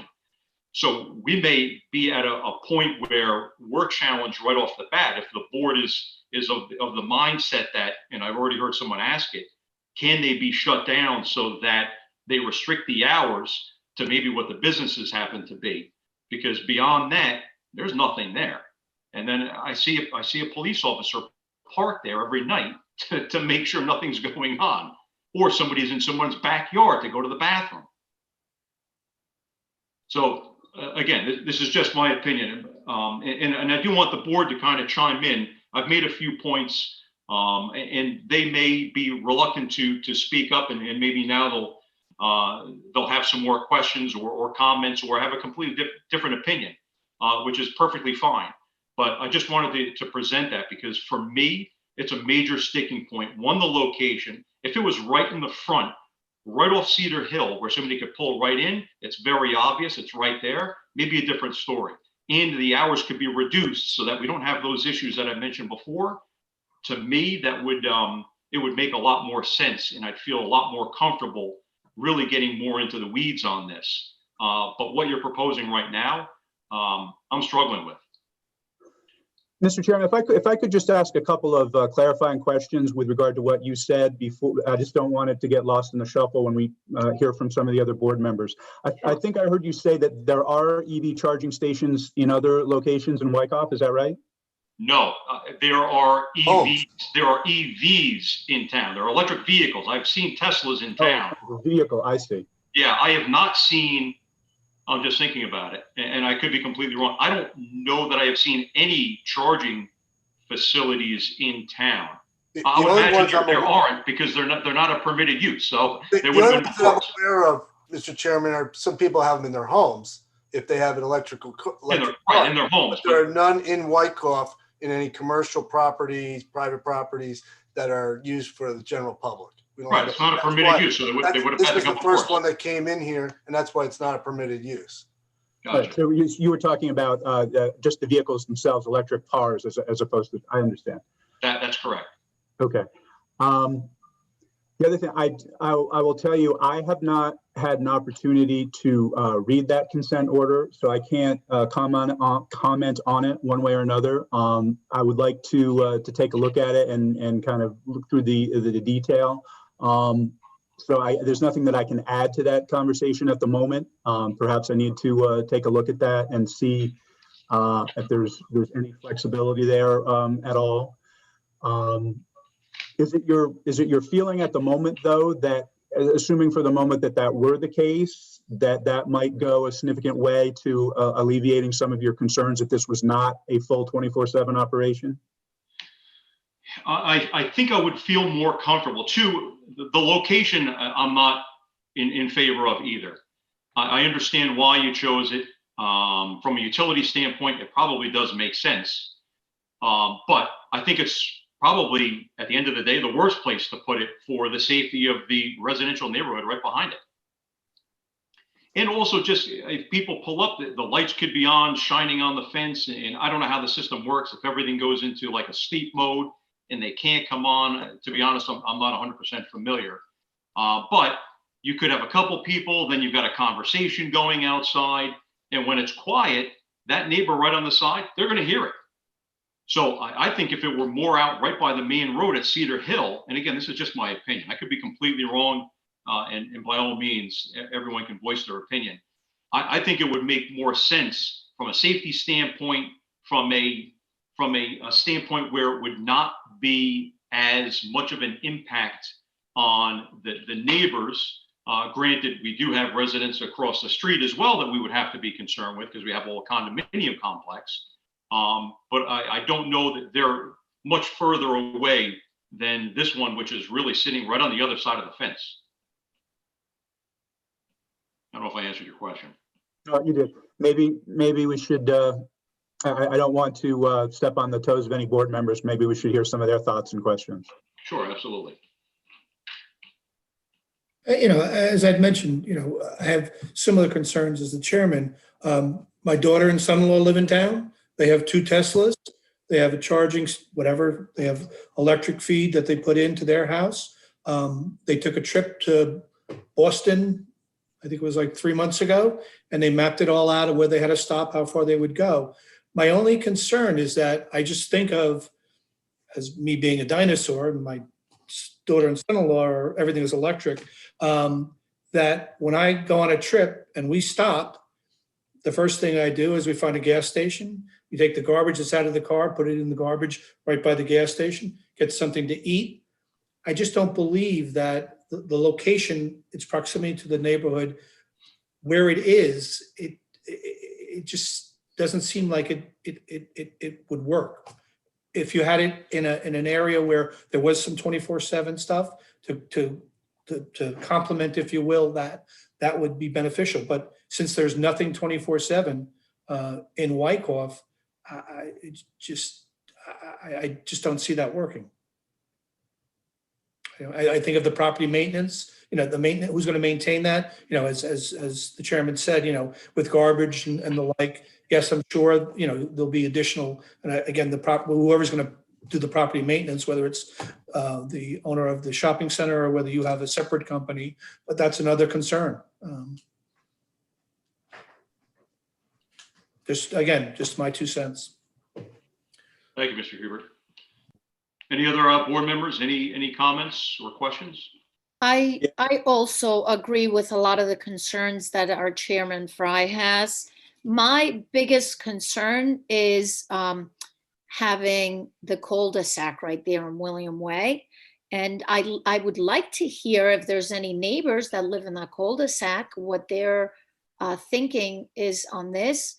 You guys address the noise concern, which you're saying it's going to be very minimal to none. The light is a concern. How bright is it going to be? Is it going to be, something that the neighbors can see from their property? And also, right now, it's considered a metro site, not for commercial vehicles. But what is there that's going to prohibit a commercial vehicle from going there? And like we said, in the middle of the night, you're bringing a danger to the area that, where there's a neighborhood right behind it. So that's, I think, the biggest concern for me. I want to know what the neighbors think about it.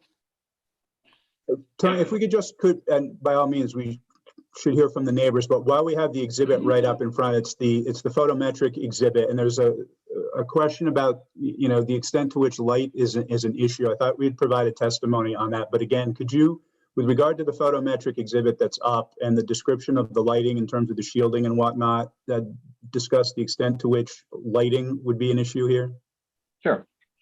So the ordinance has a 0.3 foot candles requirement at the property. As I mentioned before, this is a 15-foot high mounting height site lighting fixture. Basically has a full house side cutoff shield. The lighting analysis here does not take into account the 6-foot high board on board fence. If it did, there'd be 0 at the property line. If there were any glare, it would probably be coming from, I guess the way I would say it is, you can see there's a taller double fixture in this area here. This would present far more glare than this one we're proposing here because of the full cutoff shield and the mounting height. Now, with regard to automobiles that are pulled in to recharge, to the extent that it's after dark and their headlights are on, would those, in your view, be the beams from the cars be blocked by the existing 6-foot fence?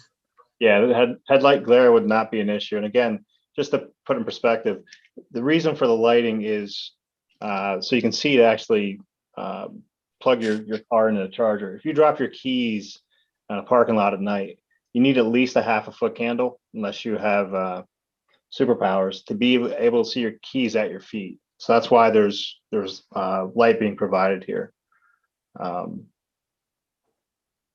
just so they can have safe charging. And I guess my other question is I fully understand the concerns with regard to hours of operation and being late at night and potential impacts. 100% understand all of that. This my question is, to what extent would I'm struggling with how the impacts would be more severe or significantly different if the vehicle, assuming we're not talking about an 18-wheeler, which I think we're not, but just like I think there was a discussion earlier about Amazon and they're starting to use some vans. If a commercial vehicle that was small enough to use one of these dispensers were charging there versus a privately owned automobile, what would be the difference in impact, in your view? Would there be any? Can I jump on with that, Mr. Levine? Sure. Normally, commercial vehicles, especially Amazon vehicles, normally are required to have backup beepers. So that was my original thought with posing that question, because if you have a commercial vehicle pull in and then charge and then they have a backup beeper, I feel like it would pose more noise to the neighbors. Okay, I see. That's just one opinion, though.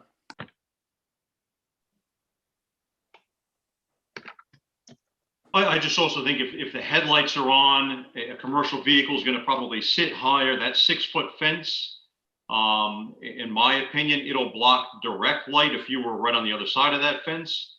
But ambient light, if those lights are still on, that house is going to be affected by it. I think more so than the 15-foot light pole with the cutout. That will probably have no bearing on it. But if a car were parked, that area is going to be lit up.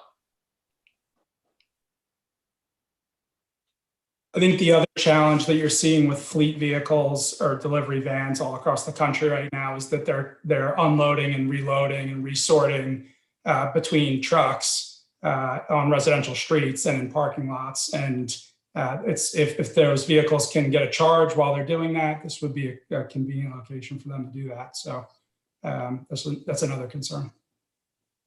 And just, Mr. Chairman, I have the same concerns that you do about the 24/7 operation, as well as the location within the parking lot. Thank you, Mr. Chris. That's a good point. If they're stopped there and they're reorganizing the packages in the back and they're in and out, and sliding door, open, closing, there's going to be a noise factor no matter what. The units are probably going to be the least of the concern with any type of humming that there might be from the chargers or inverters. But getting in and out of the vehicle, communicating, two people pull up, now they're having a conversation. That is what I think we're going to be up against. And I think it would be a common complaint in that area that somebody's saying, I'm listening to a full-blown conversation for a half an hour while two vehicles charge up in the middle of the night. Why? What did I do to deserve this? I just think that, this is not going to be used by somebody that lives in Wyckoff or the surrounding areas. I would guarantee that 99% of the people that own an electric car have a charging system in their house, just for convenience purposes. I think this is going to be more of a transient kind of place. And is this what we want? And do we want it hidden in the back of a parking lot happening at night? That's my concern, a safety. And you do have a neighborhood right behind that. I'm looking right at the house right now in that photo. So that's my biggest concern, just the safety of the neighborhood. And what kind of people are going to be congregating in that area and at what hours? So this is a reasonable question. Who do you plan on having use this charging station. I mean, 208 is not a destination traveled highway for vacationers or people that are going from north to south. So why this location for the charging system? Devin, that's probably a question for you. Sure, I can jump in on this one. So what we try to do is follow certain traffic patterns and find out, high density areas for, general traffic to go from one place to another. 208 does connect 80 and 287 on a little back road as like kind of a side road to get from one place to another. So it just seems like an optimal location for us. Our other closest ones that we're going to have are going to be in Wayne, in Pompton Lakes, and Paramus. So we just try to keep them relatively, not too far out, just to make them available as an amenity to people who live in the town. For instance, just to speak to what some people were saying about having home charging, I have an EV and I live in an apartment and I don't have that availability. So I do have to charge at Electrify America locations. So that's just something to also consider, that you do have some renters. Not everybody's a homeowner. I would think that a lot of the surveys that we do with EV drivers, because we are in pretty constant communication and are doing continuous improvements. Most people, if they are in a vehicle that is charging at a location that doesn't have an open business, stay in their vehicle. A lot of times they're doing emails on their phone. We're going to be offering potentially Wi-Fi at some locations for people that like to do that. And considering that it does take, roughly 20 to 25 minutes, we find that most people do stay in their vehicles if a location doesn't have an amenity available to them that's open. We haven't had a significant problem with any kind of trash accumulation or any kind of crime. And this is close to 600 operational sites in various locations at all levels across the United States. We don't find that most people do charge in hours that, you would consider a business to be closed. But people do like to have that availability and amenity. And fortunately for this center right here in particular, has a lot of very good amenities. I know that Dunkin' Donuts has chimed in with us, expressing kind of enthusiasm that this is going to be a potential offering at this location. And that's kind of, as far as the commercial, we haven't seen any significant impact at any one of our locations where commercial vehicles are staying there, or I don't even know that that we've had any reports of any commercial vehicles using our stations. Most of the time, like I said, let's say like the bus system in certain municipalities that are all EV, are all electric buses. They have their location at their bus station or at their bus depot where they use it there. I would assume that any major company that's going to have significant deliveries is going to have their own charging wherever they're going to be loading their packages and unloading their packages. So I just wanted to hope alleviate some of the fears that you guys might have. So what's the data on the nighttime charging? So Dunkin' Donuts, I think, closes around 10 o'clock at night, and then Walgreens or Dunkin' Donuts probably opens by 5 a.m. again. So what percentage of vehicles would use this facility at night at those closed hours with your data? I mean, I don't have the data in front of me for exact times. Guesstimate? It would probably. I mean, we have 4 charging stations there. Considering the market share in New Jersey right now, I wouldn't see maybe 1 car a week there charging in hours that. I mean, I think that people would go to this location because it has amenities available to them. So I don't think that they would necessarily go to this station in particular. It's not, like you said, it's not right off of a highway. A lot of our people like to use, I believe somebody was saying how they drove from this area to Boston and probably mapped it out along highway routes. So I would honestly guess maybe 1 person, 2 people charging per week in hours that businesses aren't in operation. Of course, we want somebody there 24/7 because we want to have revenue. But I mean, honestly, with the market share and the traffic patterns, I wouldn't assume more than that. I think it would be highly more beneficial to EV drivers that want to go use want to patronize one of the businesses that are within that center. Yeah, I mean, I don't disagree with what anyone on the board is saying about the commercial vehicles, but I mean, the likelihood of Amazon using this as a location, I think the percentage is going to be extremely low because they're not going to put more than 400 miles, 300 miles in a delivery cycle, and they're going to bring it back to their facility and charge it. I mean, what I don't really understand is why you're picking this location, because most of the people that shop in this shopping center are Wyckoff residents. We don't really have apartment complexes in Wyckoff that someone would say, hey, I got to go over to Walgreens to charge my car. I'm just a little confused by that. And 208 is, like I said, is more transient of someone going into New York City to work or wherever they're going to work.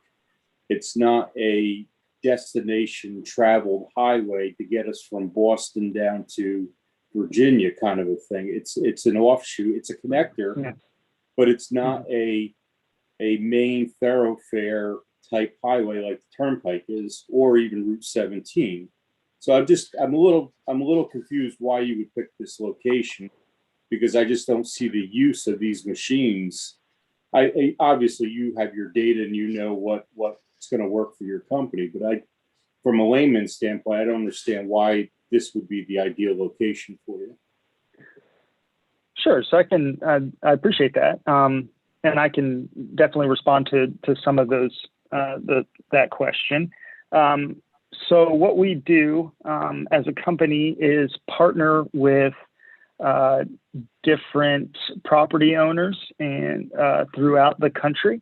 UBP being one of those. We're fortunate to have them as a partner as we're, moving forward with all of our ventures. So when we identify a thoroughfare such as 208 that has some significant traffic, at times we look along there to see if we have a partner that we work with. And fortunately in this location, we do in UBP, who's the property owner of this location. So we reach out to them and we say, hey, we've identified this. And then sometimes the case is the other way, where UBP could, or another potential partner could reach out to us and say, hey, we want this here. And we like those partnerships because it does offer our users the benefit of having an amenity like a Dunkin' Donuts or like a CVS that's right there. So it makes that partnership, and it makes us, hone in on sites such as this one. So I would say that it's probably, we did our research, we found this is one area. I mean, we're pretty close to, we're getting in towards New York City. We're getting in, in the area, and we want to have like an opportunity for people to charge all over. So, so we identified this. We probably reached out to UBP because we saw that they were in the area. UBP said, because of patrons that we have, we find this, and we're asking for a parking variance. If we had to move the location on this property, then we would probably have to move our equipment in the transformer location, which would mean that we would have to take up more parking spots. So we're trying to limit, rendering some of these parking stalls non-usable. Not saying that people that aren't EV chargers can't use it or wouldn't park there, but we are taking it from 6 to 4. And if we had to move that equipment, we would probably need to take out probably 4 more parking stalls, I could see. So, it all comes down to, it's not like just that we throw a dart at a dartboard and say, hey, this is where we're going to do it. There is a lot of research that goes into it. And then we do our best to work with the cities that we're going into to try to provide this amenity to their citizens. So that's kind of where we are. And I don't know the answer to this question. I want to put it to you. Do you have, or can you obtain statistics? Like if you have a site that's on a highway that's similar to 208 and this, the way that it's classified in terms of, major arterial or collector or what have you, do you have the data that shows like, and with that type of highway, where the users come from, what kind of travel they're doing? Is it a errand in town as opposed to a, interstate journey? I mean, is there any way to discern that? I mean, not without asking every user individually why they're using the station. I can reach out to our legal and see what information that we can provide. Because there's a lot going on right now with giving out information and giving out data collected, through proprietary methods. So that's something I would have to reach out to our legal team to see if we can provide. But I can give some basics and some very blanket statistics, but I'll reach out and I could be able to get back to you on that for sure. Okay, thank you. So I would just be curious to know what statistics you're going to come back with, because if I'm hearing this correctly, you anticipate maybe 1 car over a week taking advantage of this. Mr. Chair, I think the testimony was after regular business hours, not overall. Right, so between 10 p and 5 a.m. And Wyckoff is predominantly a town of single-family, residential, not heavy commercial at all. And the people that have EVs, I would imagine, have them with the chargers in their houses.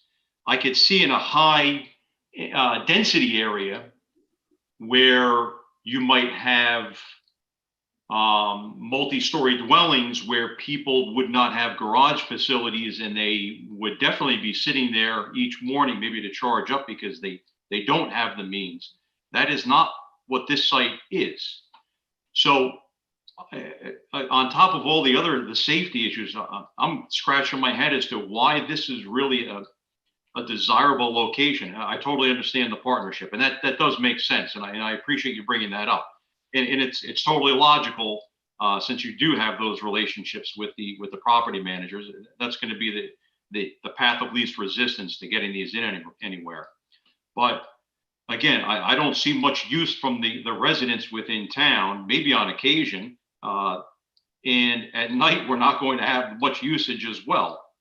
And again, we're more of a connector. 208, although traffic has increased dramatically over the years to a truck traffic, 287 connecting through. Trucks come down from 287, either en route into the city, or they go down to eventually get on 17 to Route 80. So we have seen an increase. However, I don't know that this location, again, not being 24/7, it's a residential area. We're hearing there's not going to be much usage. I almost think this is a square peg in a round hole. Maybe right off 287 in a big commercial area. And that was going to be my next question. Maybe that makes more sense. In my mind, that's what makes more sense. Where is the next closest location? If you go either further up 208 north towards 287 or further south towards Route 4, where's the next location? Kevin, I'm thinking that's probably you, if you know. Sure. So we have one in Fairfield that's operational. Fairfield? Yeah, and we have one in Pompton Plains that's operational, and those are the two that would be the closest to this one that are operational. Are there others that are proposed? We have 3 right now that are proposed that are relatively similar distances from this location. And just to kind of clear it up, I just was saying that is the operational hours. I'm hoping that we have significant charging levels during business hours. So I don't want to mix. I want to make sure that I'm not mixing up nighttime with business hours, because I know that we do have our projections for what we think this site, the usage at this site will be, that we can definitely offer. I don't have what time of day that will be. I can only speak from what our experience is from speaking with people at what time they do charge, but I can give the projected usage at this site in particular. It's something that we have to offer utility in the beginning anyway. So that's something I could definitely send over. Okay. Can we also get the Pompton Plains and the Wayne locations? Can we just get an idea of where they are? Could you put together a map of Paramus, Pompton Plains, and Fairfield? Because I'm guessing Pompton Plains is right off 287, and Fairfield is probably 23 by 80 or maybe 46. 46, right? So I'm just trying to get the proximity to understand whether they're in a similar location like this, where they're in a corner of a parking lot in a strip mall, or are they in next to a hotel, motel, or whatever, just to give some clarity of the types of other locations. Yeah, certainly. Thank you. So, yeah, so just off the bat, the one in Pompton Plains is off of 23, and the one in... But that's 7 though, but really. Yeah, the one in Wayne is kind of off of 46. Right, okay, that's what I thought. Yeah. So the one in Pompton Plains is probably fairly similar to this one.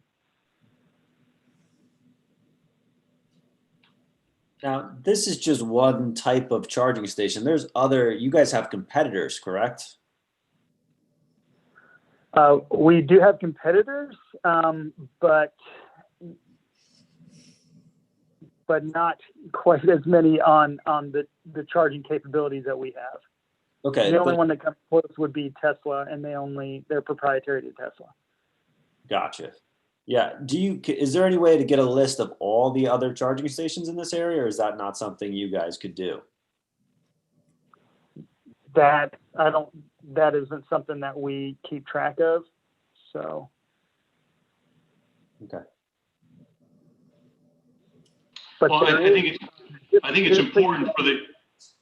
Sure. I think it's important for the board to understand where other ones are, because if there are other ones that are relatively close by, that would certainly weigh into this as to whether or not it's a viable option.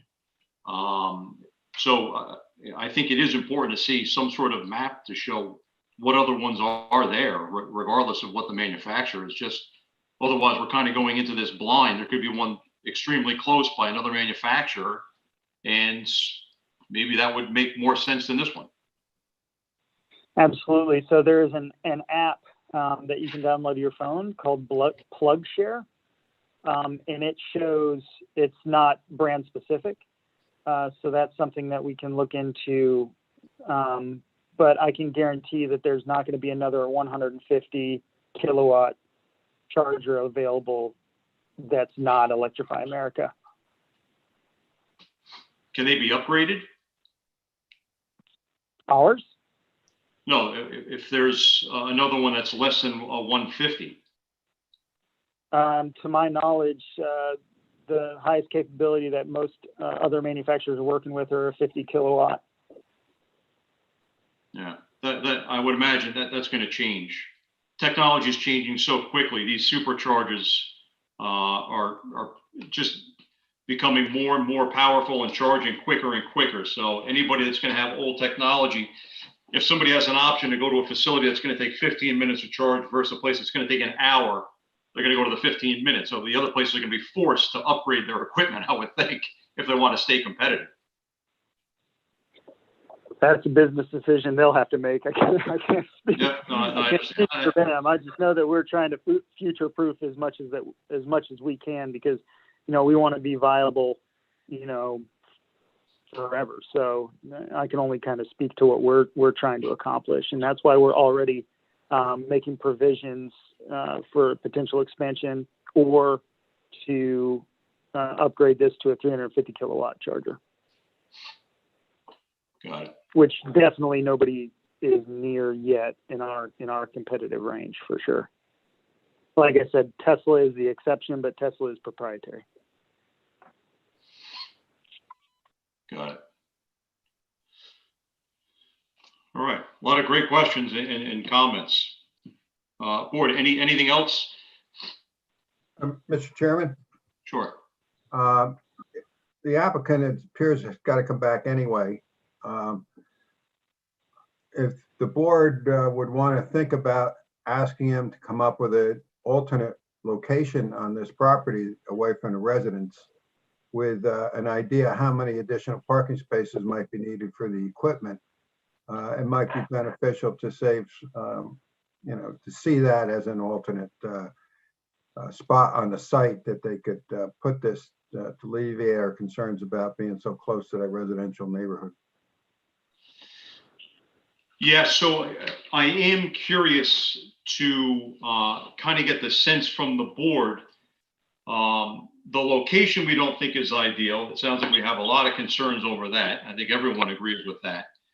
However, the fact that it's going to be 24/7 and that cannot be monitored and changed, I'm just curious to know what the board's position is on that. To me, that's probably the bigger one that we would have to get over, more so than the location. I think we already agree is not desirable. That's for sure. But I think people were a little surprised, I know I was, that these couldn't be programmed to shut down at a certain time. So it was more in line with the businesses, so that we wouldn't have people all throughout the night that would potentially make noise and be looking for restrooms and garbage, which is something that we wouldn't want. Yeah, I would agree, Mr. Fry. I think, while we do have unofficial testimony, I would definitely prefer to have some statistics and data. That one is, what is the percentage of overnight charging compared to the overall charging, whether it be, number of cars or number of hours, I don't know, whatever the standard is, from between, I would say, business hours to evening hours. And then I'm also very concerned about crime statistics. And is there any hard data on, if there is any crime statistics for all of Electrify America's locations, from a, because you figure, these people are going to pull up middle of the night. They're going to be sitting there for 30 minutes. They could be targets for, crime, and their heads are going to be down staring at their phones. And, it could be carjackings, could be muggings, could be anything. And, that would then something now that, we're attracting that element into Wyckoff for these people to be targeted in the middle of the night. So I'm just really concerned about a lot of the things that we've already spoken about. And I think we need to see some hardcore statistics, not just general testimony. Yeah, I would agree. And I think that's definitely the major concern. And I think as part of this, it should also maybe get pitched to the police department and let them review it. And maybe they can put some effort into the review as well, because at the end of the day, they would be impacted by this potentially. So I think they should weigh in and maybe just at least we've done our due diligence with everyone to see if there are any other concerns. Anyone else? If I could just ask the board members a question, Mr. Chairman, or I'll put it to you. Would it help address any of the board members' concerns if it were possible? And again, to a certain extent, I'm kind of spitballing here, and I'd obviously have to go back to my client. But if it were possible to install a security camera that would have a view of the charging stations, would that help at all in terms of addressing some of the concerns with regard to, stations that don't have an attendant there or potential crime issues? Listen, they help. I see them deployed all throughout the city, and it absolutely does have an impact. For me, the time for someone to react to someone being able to get right back on the highway and go in either direction, I don't know that it would really have that much of an impact from a safety standpoint. Yeah, and who's watching the cameras? Yeah, it also creates a liability on the town if you're saying they're going to watch it. I know from schools, when you have cameras in there, if you're saying you're going to do it 24/7, you're creating a liability issue for yourself. Yep. All right, so I know we do have some people that have called in. I'm going to put a hard stop at 11 o'clock. I think there's probably still a bunch to discuss. Very, very good dialogue, and I appreciate everyone's input on this. So maybe while we have had testimony already from two of the prime people that are really the meat and potatoes to this, not to downgrade the importance of the parking spaces, certainly. Although I don't know that that's going to have much of a bearing on it, because everyone here is probably very familiar with that shopping center in the amount of parking spaces. So the reduction was probably not going to be a major sticking point, I wouldn't think. But for the benefit of people that have hung in there and have listened that may have concerns, I would like to open it up. Mr. Levine, as long as you're okay right now, we're at a time where we can maybe open it up just to hear what the public comments would be, and then we'll see if there's time we can circle back afterwards. Yes, Mr. Chairman. Okay, great. Ms. Mitchell? Yes. Should find kind of steering the show. Okay, there we go. Mr. Di Cataldo, do you want to unmute? Can you hear me? Yep. Mr. Di Cataldo, can you raise your right hand? I'm going to swear you in. Yes. You swear or affirm the testimony you give tonight will be the truth, the whole truth, and nothing but the truth, so help you God? Yes. If you could again state your name for your record, spelling your last name and giving your address. Michael Di Cataldo, DeCataldo. And my address is 300 William Way. We've seen it a few times in the pictures tonight. Thank you very much. Okay, Mr. Di Cataldo, it's open up to the public, so the floor is yours. Now, really, we want specific questions from the testimony that we've heard, questions, concerns regarding anything that you've heard so far. I have a lot of concerns. I will try and keep them as brief as possible. I have visited 2 of the Electrify America locations because I am very concerned about this. The one on Pompton Plains is on Route 23. It's in a much larger parking lot on a much busier highway, and there are no private residences to be seen in any direction. The one in Fairfield is on Route 46, and it is also in a much larger parking lot with no private residences to be seen.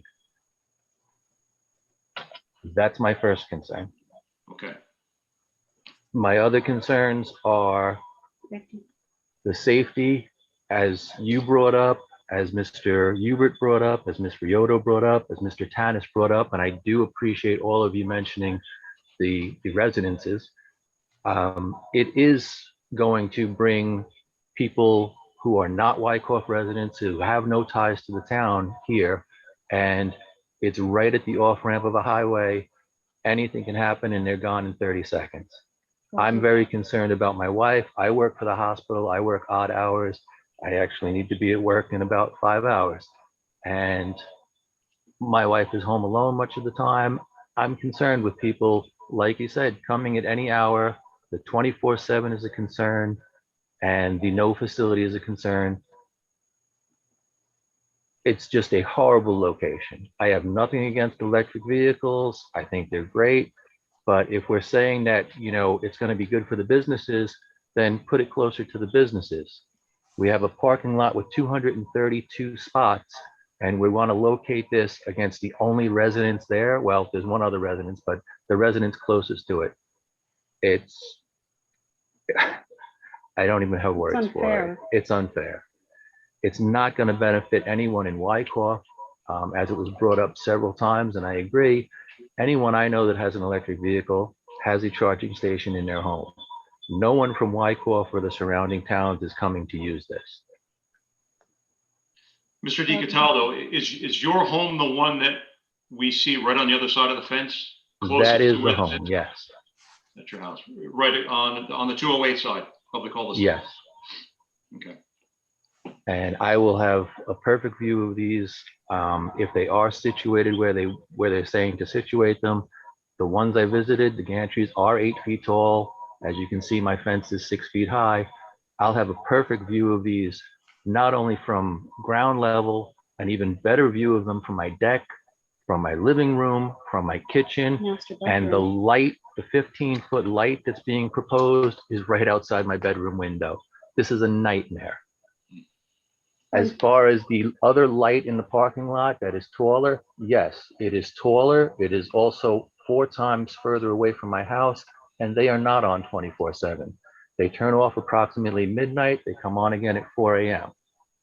As far as the noise, 49.3 decibel versus 50 decibel, excuse me, I don't think the human ear is capable of hearing a difference of 0.7 decibels.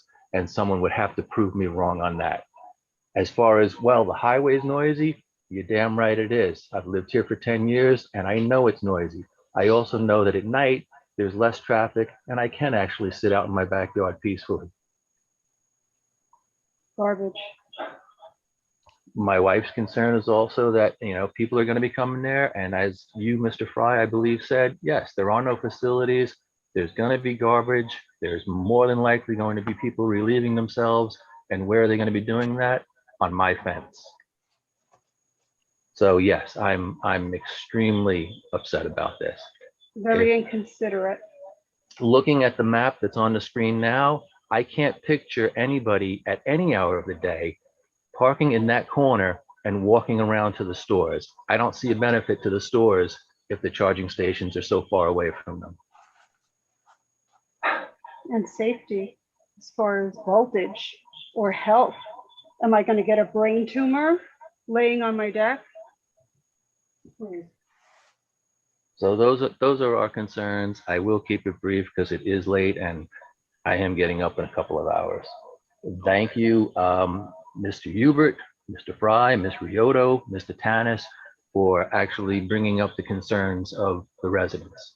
I do appreciate that. Yeah, we're residents too. We share the same concerns. You're going to be more affected than probably anyone else, I would imagine, but we try to look at all considerations and think of everyone. So we appreciate the comments. Thank you. Thank you. Are you all set? There are a couple other people I think I'd like to get through, but thank you very much for your comments. Thanks. Okay, Ms. Mitchell, who else do we have?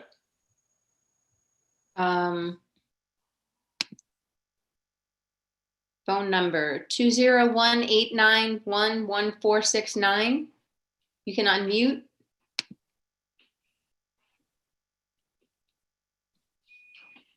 Hello?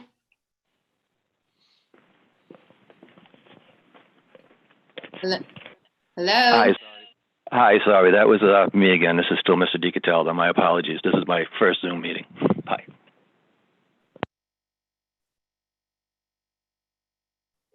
Oh. Was he on twice? Yeah, he was dialed on his cell and through his phone and through his Okay. computer, sorry. Okay, Matthew O'Neill. Matthew, are you calling in? Matthew's gone. So that's it, because the 571 number is with Electrify America, and Mr. DiCataldo we heard from, and Nikki Root is with Kimley Horn. So Got it. Okay. All right, great. Okay, so we can, we'll close the public for now. Okay. All right, it's 10:30. So, Mr. Levine, what was going to be the next order of business for you?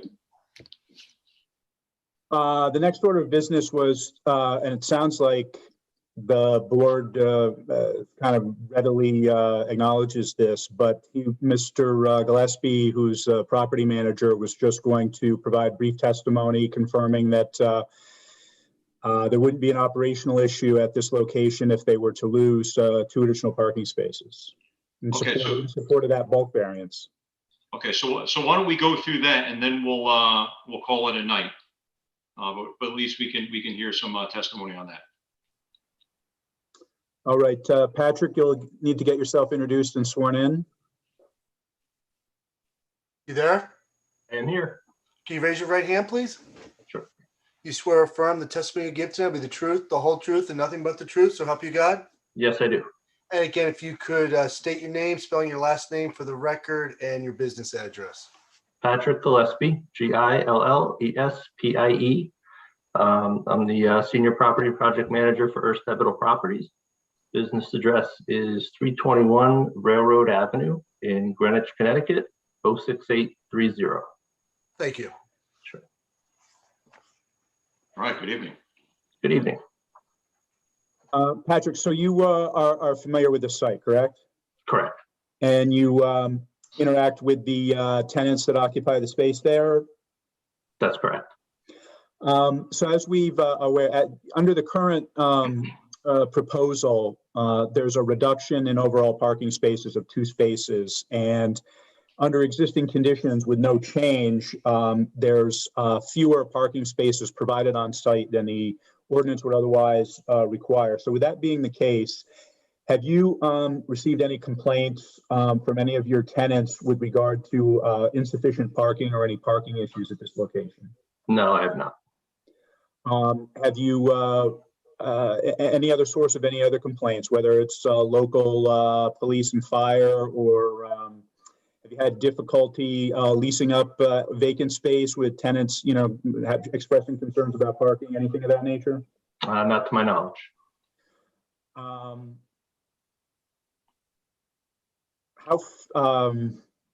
That's really in that, and then in light of some of the comments that the board members made, that's really all of the ground that I felt the need to cover through Mr. Gillespie. All right, so I guess my question would be, if there are no concerns losing 2 spaces, if the time could be controlled on the hours of operation for this, and it could be relocated more towards the front, I would say more in line with maybe the Dunkin' Donuts, probably towards the Cedar Hill side of the parking lot. Is there an issue? Are you that close where you're borderline, where losing any additional besides the 2 could potentially be an issue? Or if they said, hey, we may lose 3 spaces, do you see that you have more than enough capacity and you wouldn't have an issue? Well, I think the overall parking count's sufficient. I think the area that we identified was basically in an effort to keep the traffic circulation as it is. And if we do move something closer up, say by the Dunkin' Donuts or by the Walgreens in that front parking area, the concern is that not only the charging stations, but the equipment takes up a lot more spaces, as I think Devin may have referenced. The transformer, I guess the inverter that they put the fence around. I mean, you could be talking maybe 6 to 8 spaces. From what I've seen, we recently did an Electrify America station that's just in construction now in Newark, where I believe that's almost 8 or 10 spaces for 4 charging stations. So it will definitely have a bigger impact on the overall parking count because the equipment that's necessary. This area, we had a grassy impervious area down by 208, which was ideal for the equipment. So took up a lot less parking stalls. So, Mr. Chairman, if I may, we've obviously heard the board's concerns loud and clear, and we've got a list of things we need to further consider and investigate and talk about. And obviously some of those conversations will be, with our landlord. And I'd like to take the time, to do that and look at things closely and talk them out, as opposed to trying to address them kind of on the fly in front of the board. So I don't know that it would be productive to kind of go down that rabbit hole now. I would much prefer to have the applicant and the property owner take a look at the site with the benefit of what they've heard from the board and see if there are any other options or not. Maybe at the end of the day, they're not. But I'd like to take that time and do that deliberately as opposed to off the cuff. I think that's a great idea. Mr. Chairman, Mr. Gillespie, can you tell me what is your approximate occupancy of the shopping center now? At this point, we have 1 vacancy, small vacancy, the former Center Stage Dance Supply. I think it's about a 18 or 2,000 square foot space. So you're about 90% occupancy? Yes. Okay. If not a little better than that. Including upstairs? Yes. Upstairs is fully occupied. Oh, that's great. Okay. Thank you. Thank you. I'll just make one final comment, and this is actually an excellent perspective looking down.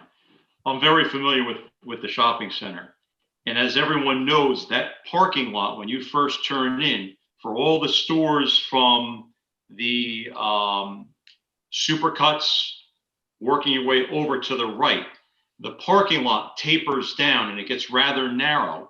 And you have the pizzeria there, you have other stores. People are constantly darting back and forth from the stores right out to their cars. And you know what? I just had a vision in my head. When you're on the highway and you stop for gas, again, this is just me because I hate stopping, but I'm always anxious to get right back out on the road. And now we're potentially putting cars in the back. And if it's somebody like me, they're going to be anxious to get back on the road, and they're going right through the tightest spot where people tend to dart right out of those stores to get to their cars. I really think that location is a terrible idea. Again, just one other thing, this map view just brought that to mind. All right. So Mr. Levine, I think at this point, unless anybody has any other questions about parking, maybe we can just kind of close this one up. Board members, any questions for Mr. Gillespie? I don't have a question, more of a comment. I think if it's been mentioned multiple times, if the location can be moved, I go to this mall maybe 4 times a week. Parking has never been an issue, ever. I think if you can do something closer to Cedar Hill where the trees are, right by Cedar in that area, I know you're talking about taking more spaces out. I think it would be better for the community overall. I know the people on Williams Way wouldn't have an issue with that, I assume. And I still don't think parking would be an issue. in that instance, losing those spots. So that's just my thoughts, and we can talk about them later on if that's even an option. Just also, Mr. Levine, and we don't have to answer this question now, but I have a feeling it'll be part of your proposal next month. But please take into account, does the supporting equipment and maybe the transformer, whatever it's called, does it have to be in proximity to the charging stations? I guess my question is, can you have the charging stations in the middle of the lot and then trench all the way to the perimeter of the property and put your transformer there? I'm just, so you don't have to answer that now. I know that's not Mr. Gillespie's expertise, but you could address that next month when you come back. So that was just a thought of that I don't think we addressed. What is the proximity requirement to the charging stations to the transformer? Is there any limitations from that perspective? I've got that down. Thank you. Thank you, sir. Great question. Board, anything else? The only thing I would mention, since one of the items there were two items that we did not give waivers to, one being that landscape plan, that might be something that they're coming back to address. So you get that out of the way. I think if they choose to move it, I think that will be. Exactly. That was my thought, That's Mr. the Hill. thing, Mr. Becker, yeah. Because we're going to be wanting to look at the landscaping. So is there a perfect opportunity to come in with a landscape? Because we already know that it's supposed to do it. That was my The thought. back, it's less obtrusive because again, where they locate, which again, it make the most sense for them, but it doesn't make most sense for, the betterment of the community, so. Just one more question for Mr. Gillespie, and this may have been addressed, so I apologize if I missed it. But is parking currently prohibited during non-business hours? We don't have any signage up specifically prohibiting it now. Great, thank you. We've never had to my knowledge, we haven't had an issue with parking during non-business hours, but there's nothing, there's no signage.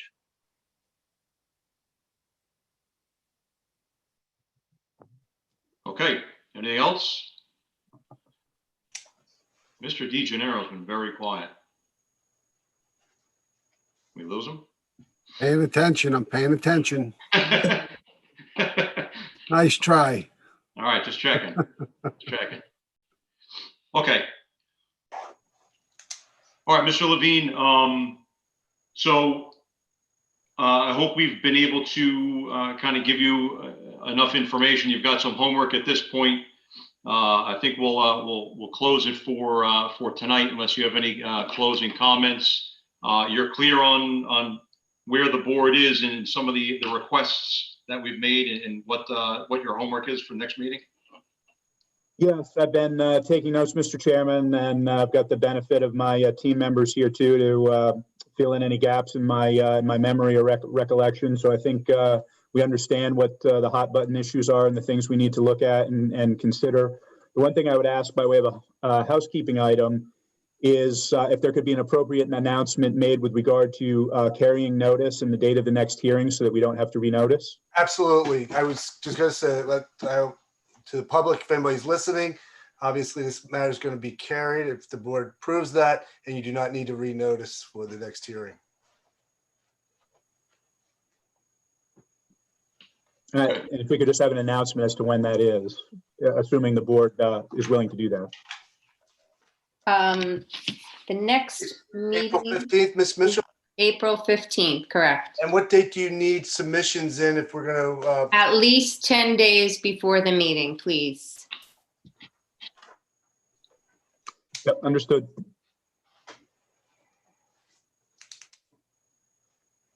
Okay. Great. Then I think we'll leave off there.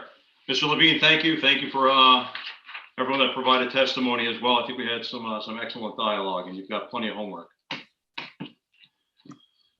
Thank you, Mr. Chairman, members of the board. Thank you very much. Good evening, and we'll revisit this with you April 15th.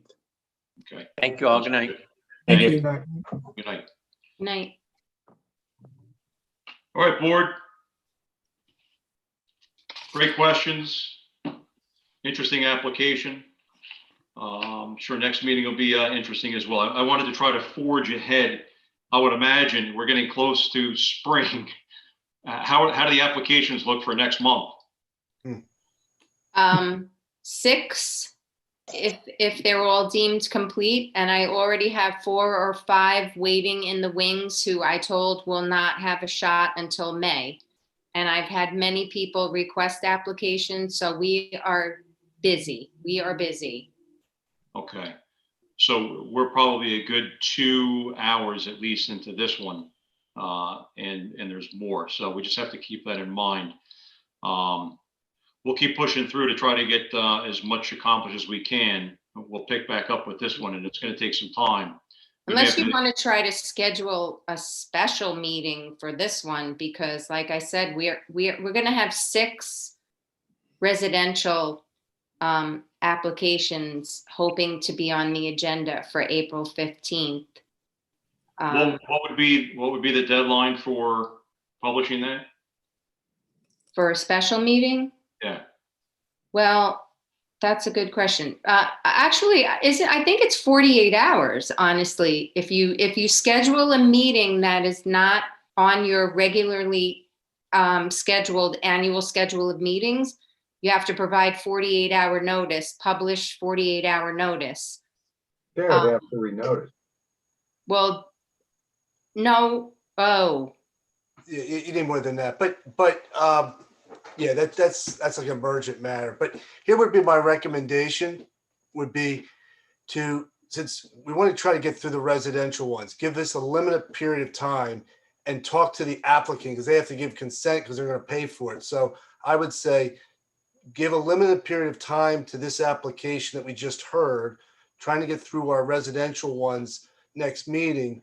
And then if we can't get through it, then we can discuss with them if they want to pay the money for a special meeting, and we'll set the date if that's what we want to do and they're willing to do it. But I think you're going to need to, you got to get their concurrence. They have to get plans into us in time to have it. So I would probably just try to meet with them next time, give them this period of time so we're not taking up the whole time on theirs and not getting through residential matters, and then talk to them about having a special meeting depending on what we have left in it. That'd be my recommendation to the board. Yeah, so let's see how many applications we actually will have. Maybe some won't be deemed complete. We'll see what the load is, and then we'll identify via a schedule for the night how much time we'll appropriate to this application. We can't do the whole night and have everyone miss out next Right, week. that's what I would, yeah. Yeah.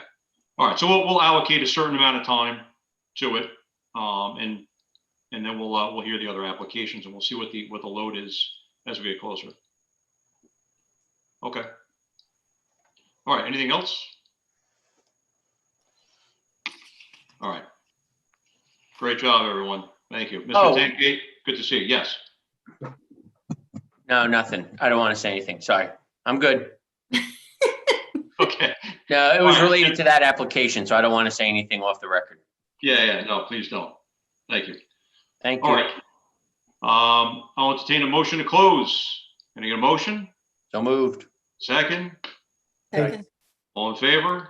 Aye. Good night, all. Bye. Good night, everyone. Bye, all. Everybody. Good job. Good night.